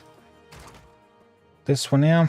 I've always just felt this a little lackluster with its charge. When it does not have... When it doesn't have any talents. Alpha Bargus, I'm really in the game. And I have been spending gold in the store to get new minis, but I don't know if the gold is more valuable to save for later. And buying new minis is the best thing you can do with gold. Because when you buy minis, you increase your collection level. And your collection level, as you can see, you can compare to yours. This is going to give you more XP from doing everything in the game. So buying more minis means that you're also going to be leveling everything faster.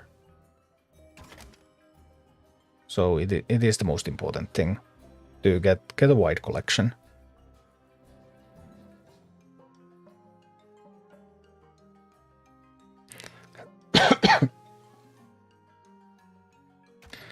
I know Stonehoof is one of the more popular units though, yeah. Well, so far so good. We cleared 2 fights in Dustwallow Marsh. We already cleared 1 in Ungoro.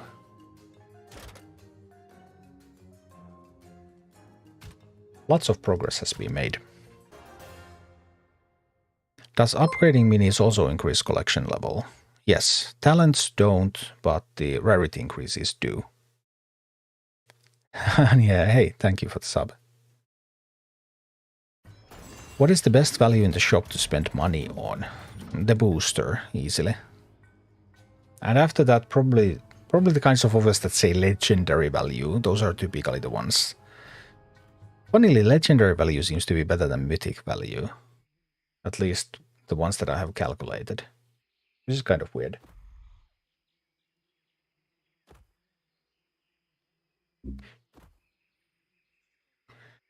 Oh yeah, this one. I remember you in the mountains.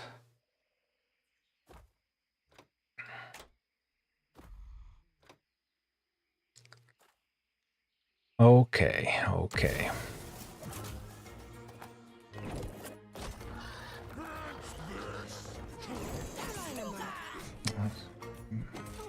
I thought I could get the chest, but actually I cannot. So I need to... I'll need to wait for the second chest.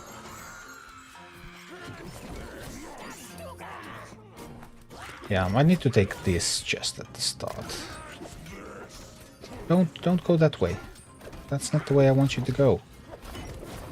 I want you to take the meeting stone. Please, would you be so kind as to go and take the meeting stone?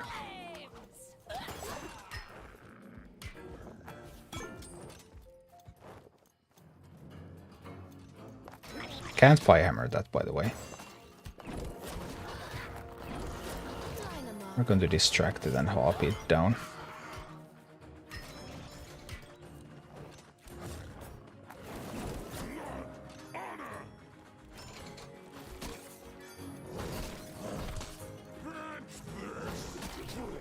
Alright, that's some serious punching.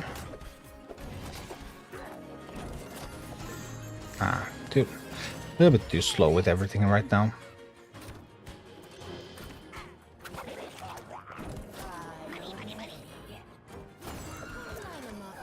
You also can't banshee the Tauren. But it's Tauren Murloc's Huntresses. Tauren Murloc's Huntresses Firehammers. Is there anything flying there? Tauren Murlocs. Can try to check the GG website, but there are some inaccuracies there.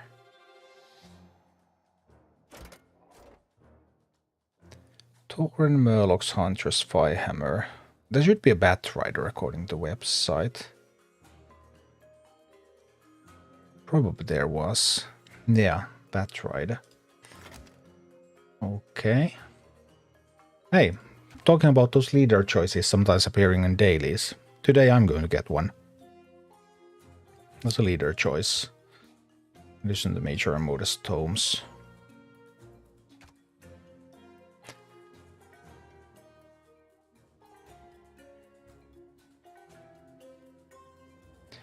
In PvE, do you think Cairn with the Resurrect is better than Baron without any traits? Not necessarily. No, I don't think so. It depends on what kind of decks you're able to build around them.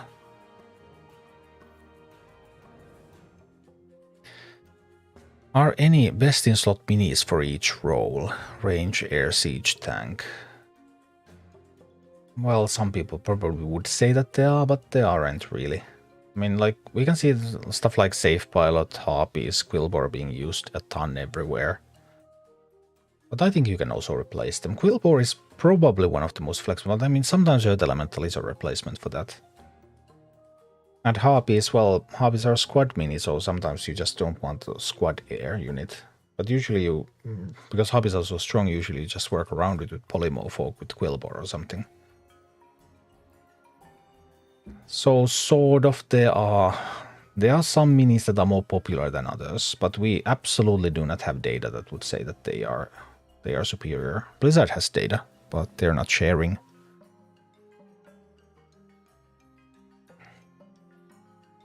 Huntresses, Firehammers. I mean, this is kind of calling for the Tauren, isn't it? Is it time for Tauren to show up? It doesn't have a talent though. Well, there's a showcase of Tauren against Huntress. This might be the time. We have the Horde slot for it, so we can get it to level 10. It can fight.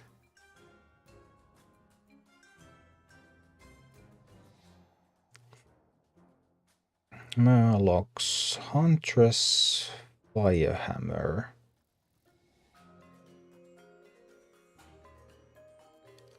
Huntress, Firehammer. They have Taurens too.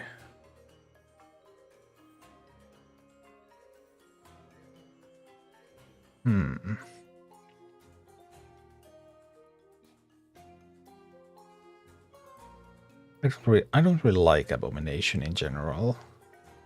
I can avoid using it. This wasn't good enough to kill Firehammer.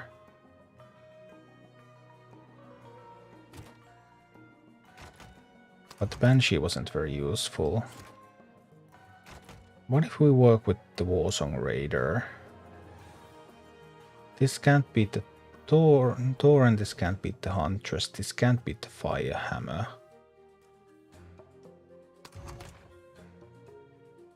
Because this can get to level 10. I also didn't find much use for the Drake though.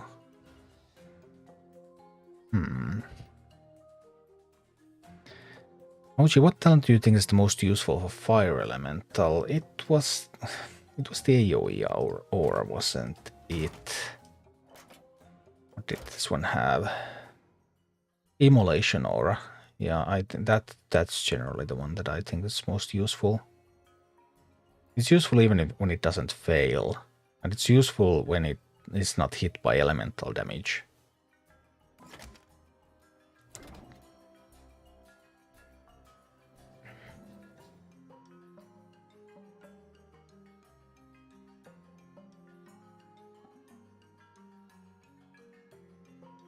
Tauren the Raider.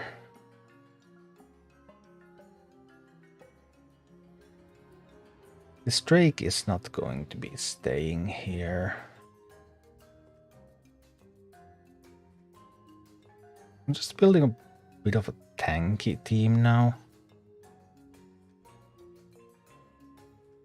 What flying alternatives would we have? When you have a slot with a bonus, then it automatically arranges them when you try to replace so that it shows the flying units first. We don't have a ton. Do we have space for a gargoyle? How well does a gargoyle survive against the bosses? Could we use that to push? Sometimes it's really great, like False, that basically is a gargoyle fight, but much of the time I think it isn't.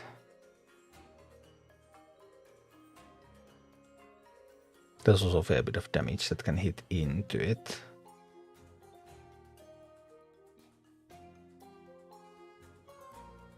We could keep it cheap with the Bat Rider.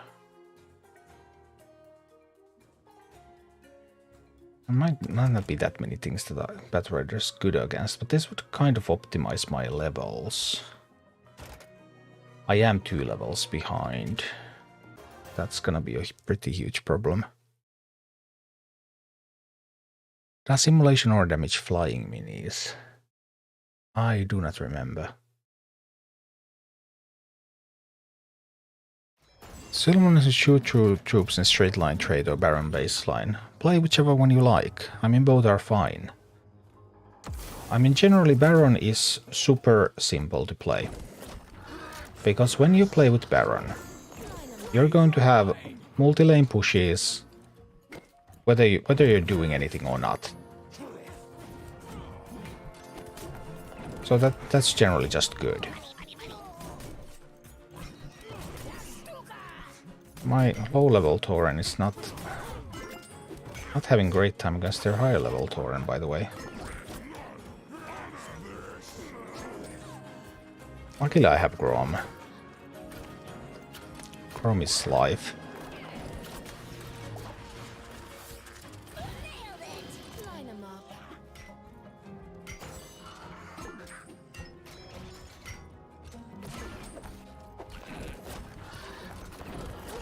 You can tank here. You can go and take down the Huntress. Unless you charge something else instead. Their Tauren is charging my Tauren quite effectively, by the way. Just noticing.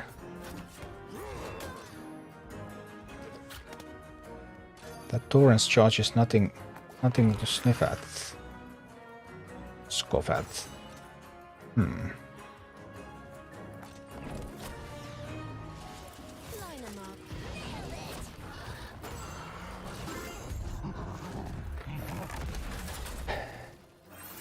This fight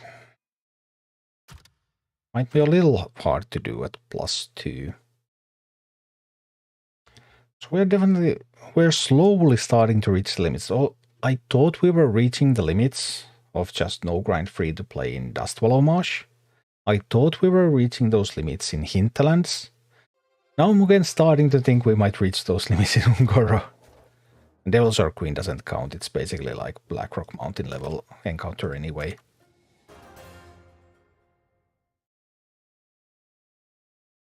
Their Tauren beats up my Tauren.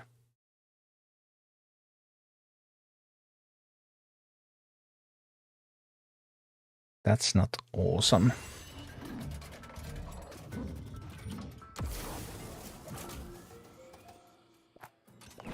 Well, we can have the chest here.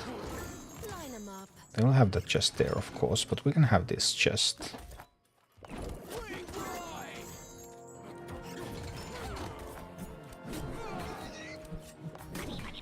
But how am I supposed to... I just can't get access to that Huntress there.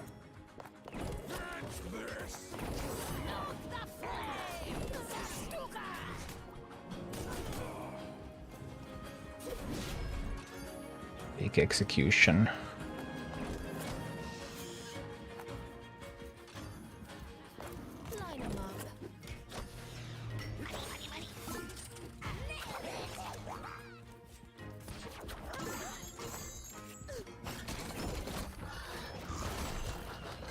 Distraction. Assault. Not nearly enough.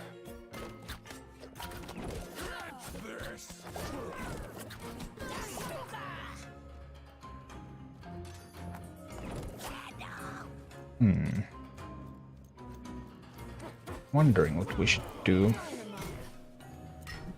We should get one more gold and then we should use this.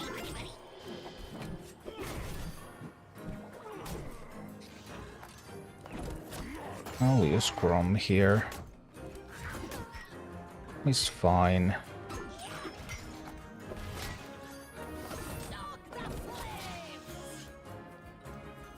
No. Not the Firehammer. Ouch. Oh, my push is evaporating. Yep, that push went nowhere.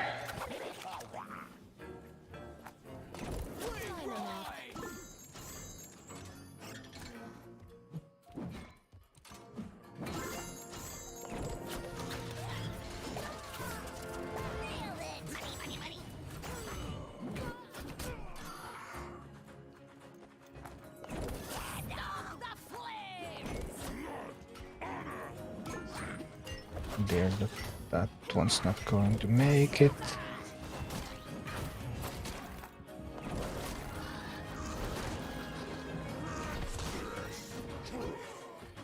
I'm just scratching the bosses.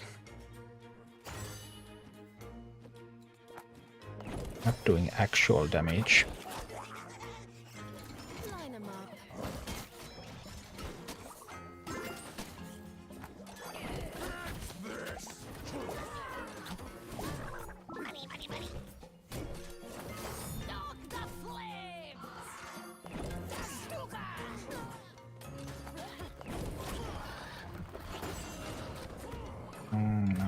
No.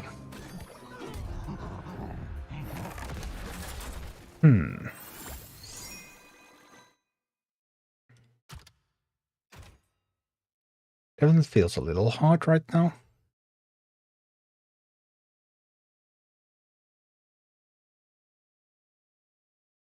We'll need to think about that.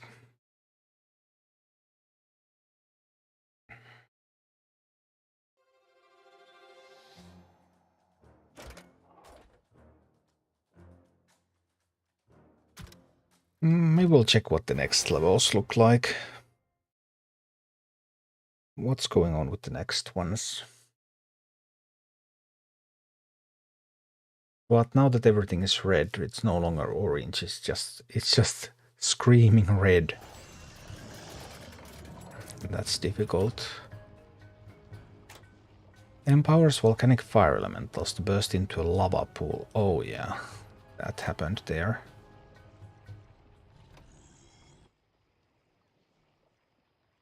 Okay. I don't remember. I think I pushed this side, but I don't remember exactly anymore.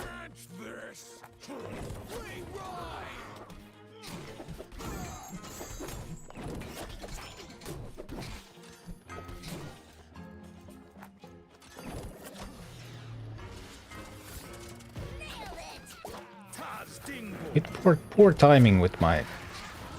I use the talent that makes it faster on my main account. Struggle with the timings.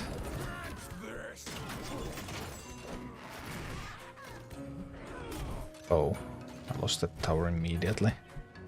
That's not great. And then there's a lava pool coming. And they have a troll in that. They have a troll in that team.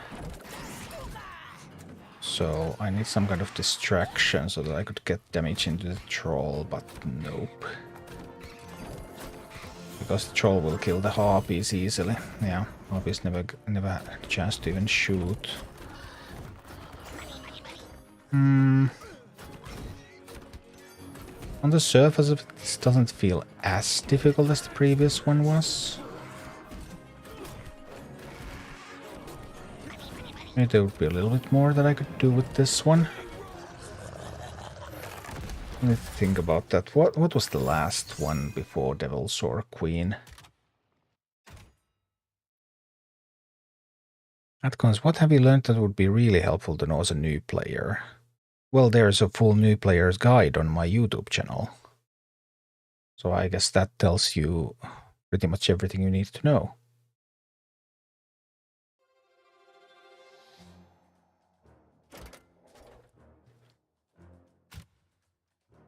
Oh, this was the one that leaves the pull. This was the one that leaves the pulsing circles, right? Isn't it? You need to kill 3 statues. I think that's what this one was.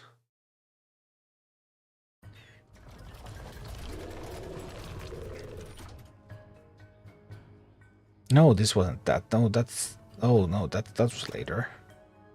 Oh, this one was tough, actually.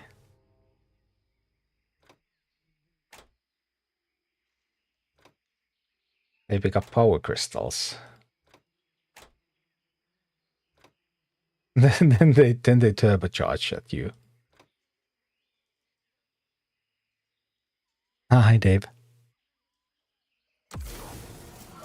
Yeah, that we're just can't do it right.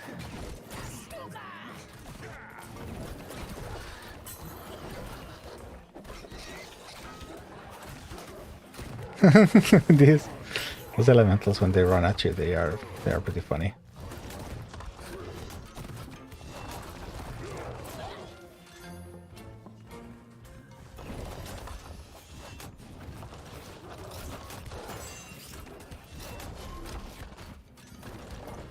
Base is dead.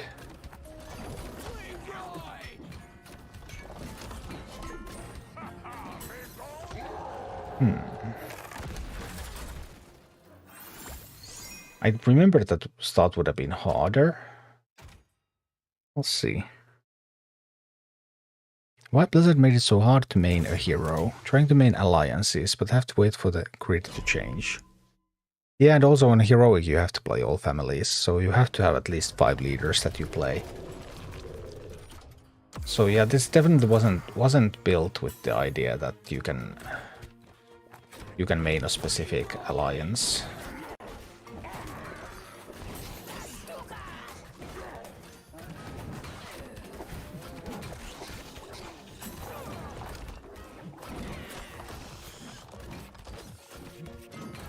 Okay, we're melting that one.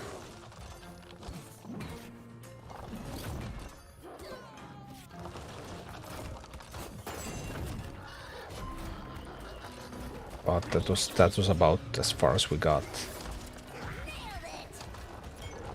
Boom.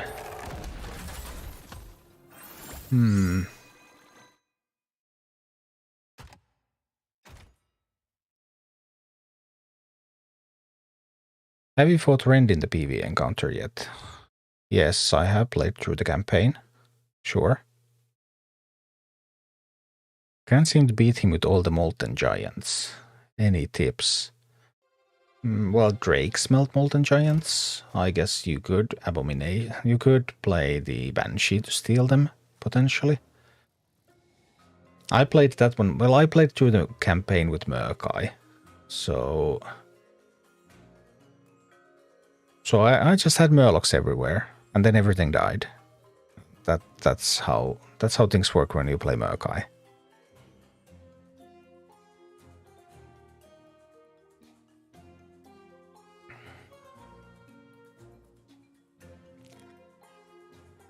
Steal the golems. That could be fun. How would you recommend to level leader who's far behind? Well, that's level 5 now. Well, you can put him in your team and do quests as the lowest level character, right?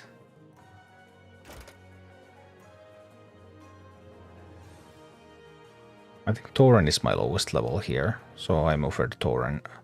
I'm offered Tauren when the quest rewards are offered. So that's one thing you could do.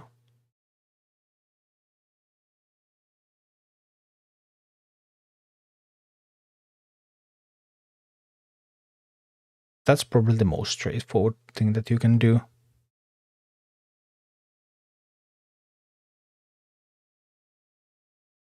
Banshee and Murkai level 10. Yeah, but I mean, you don't have to play Murkai. Welcome to the show. You absolutely don't have to play Murkai. That's not how any of this works.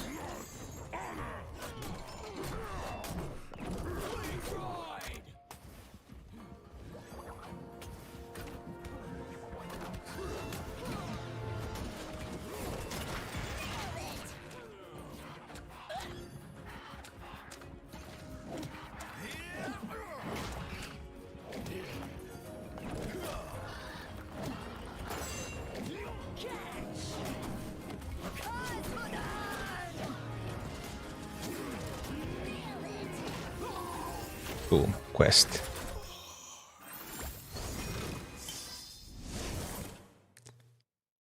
Stuck on Rain Wolfrunner. Something like Abomination is great, so that you can tank the Huntress push.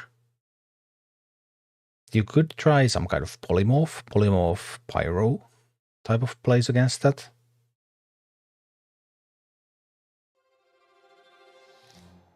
Quillbore behind, some kind of unbound, preferably Quillbore behind them so that you can turn them away, then that allows you more flexibility for your damage dealers. Some options.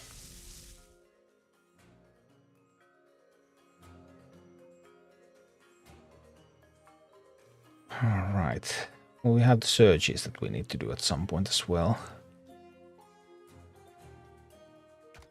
But having another chance to play with Banshees does sound fun. Because Banshee is fun. Maybe we can even bring back our boy.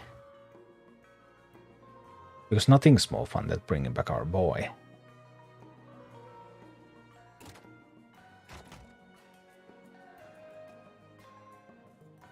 Let's see.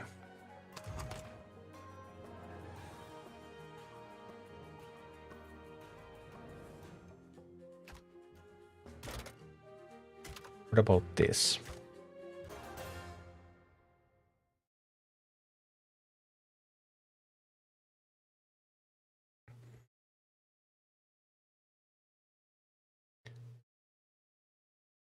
Let's see, let's see.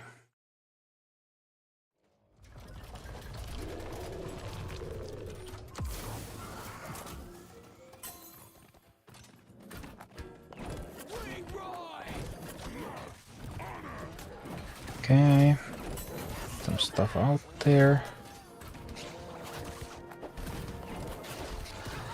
Something to tank a little bit. Can we get enough gold? Can we? Can we actually?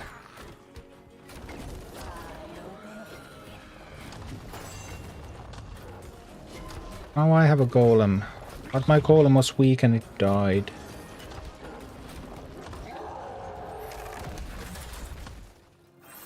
Sad times.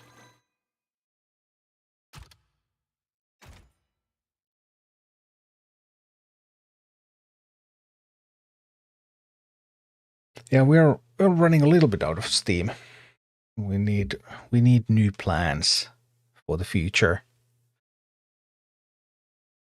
Not too bad though, we got pretty far.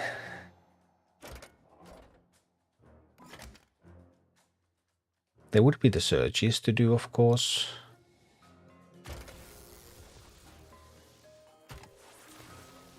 Alliance Undead.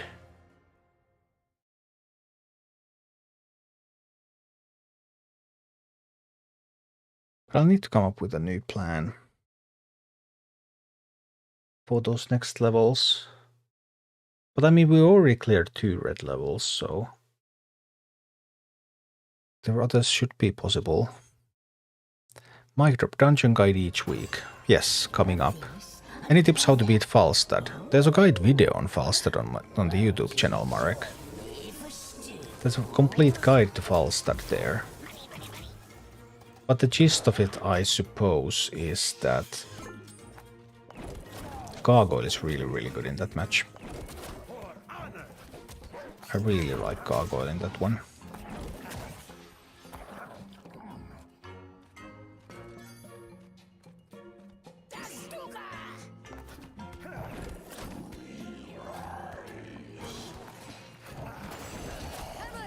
No, it's an abomination.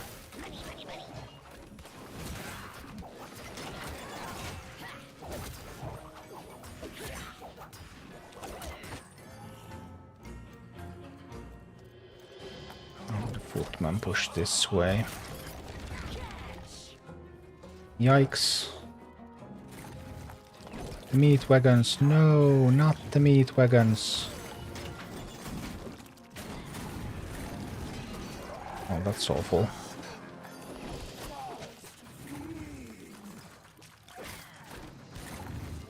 It's not going super well now, is it?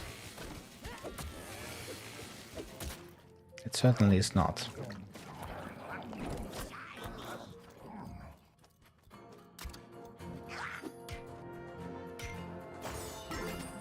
Well, the ghoul tanking. Oh, noes. Many minis, handle it.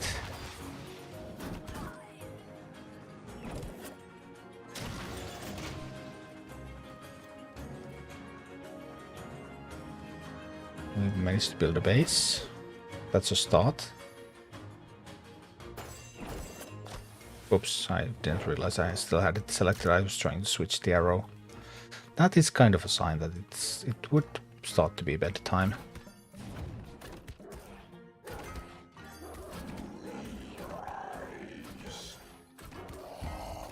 Those are just skellies. I don't mind a few skellies.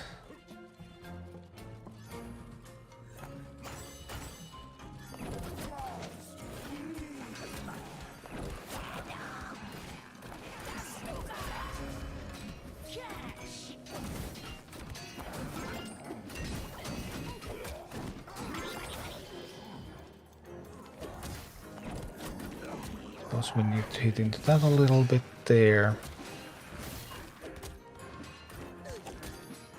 Oh, but realized to turn around.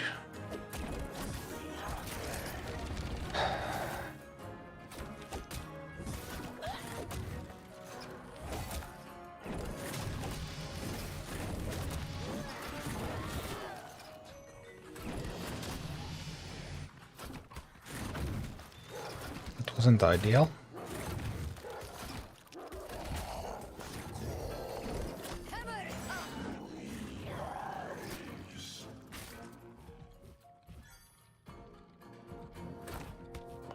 Okay, Tyrion will tank everything.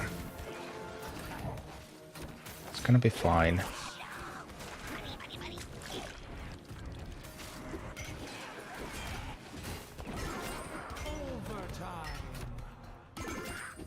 Alright, it's a loss.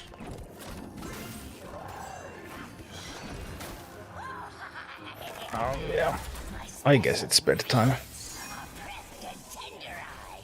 Lad, I have unlocked 53 out of 52 minutes, but I don't know which one I am missing. Any way of checking this? Not in the game, but the one that you're missing is Deep Breath, because you get Deep Breath spell from defeating Onyxia.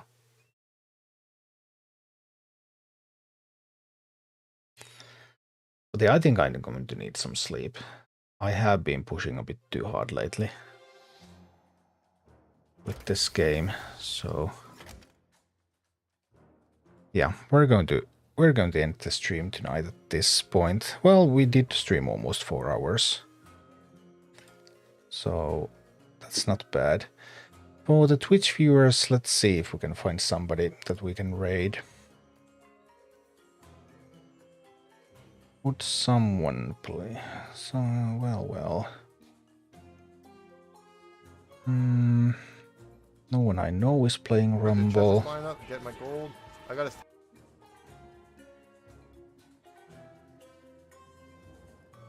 I don't know any of these people.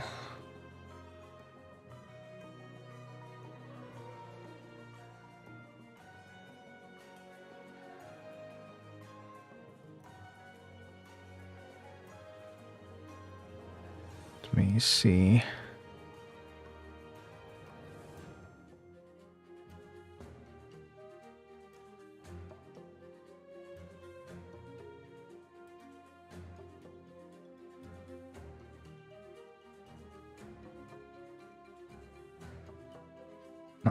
Not a ton of streamers playing either.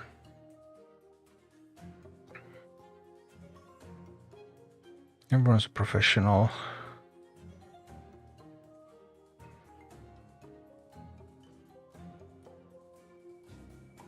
And everyone's so competitive. How can I recommend any of this, because I don't know any of them.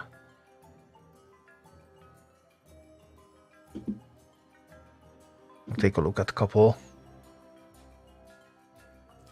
But I mean, generally I do want to raid somebody, just not leave you hanging. But unfortunately, no one that I know is playing the game right now or streaming right now.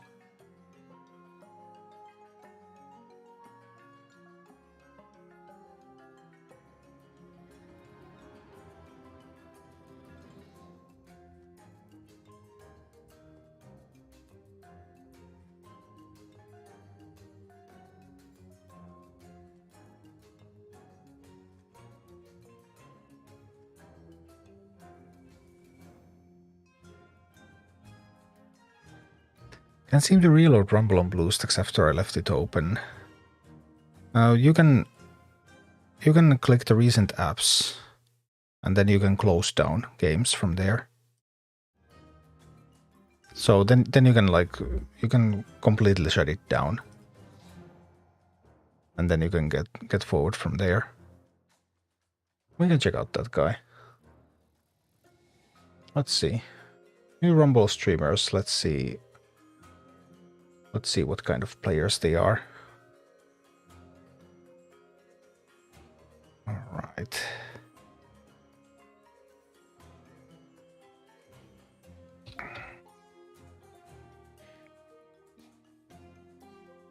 So we're going to raid Black Swan, who's playing some Rumble PvP. So I guess that's gonna be fine. And yeah, I'll be back tomorrow, but tomorrow is the Hearthstone pre-release stream for influencers or something.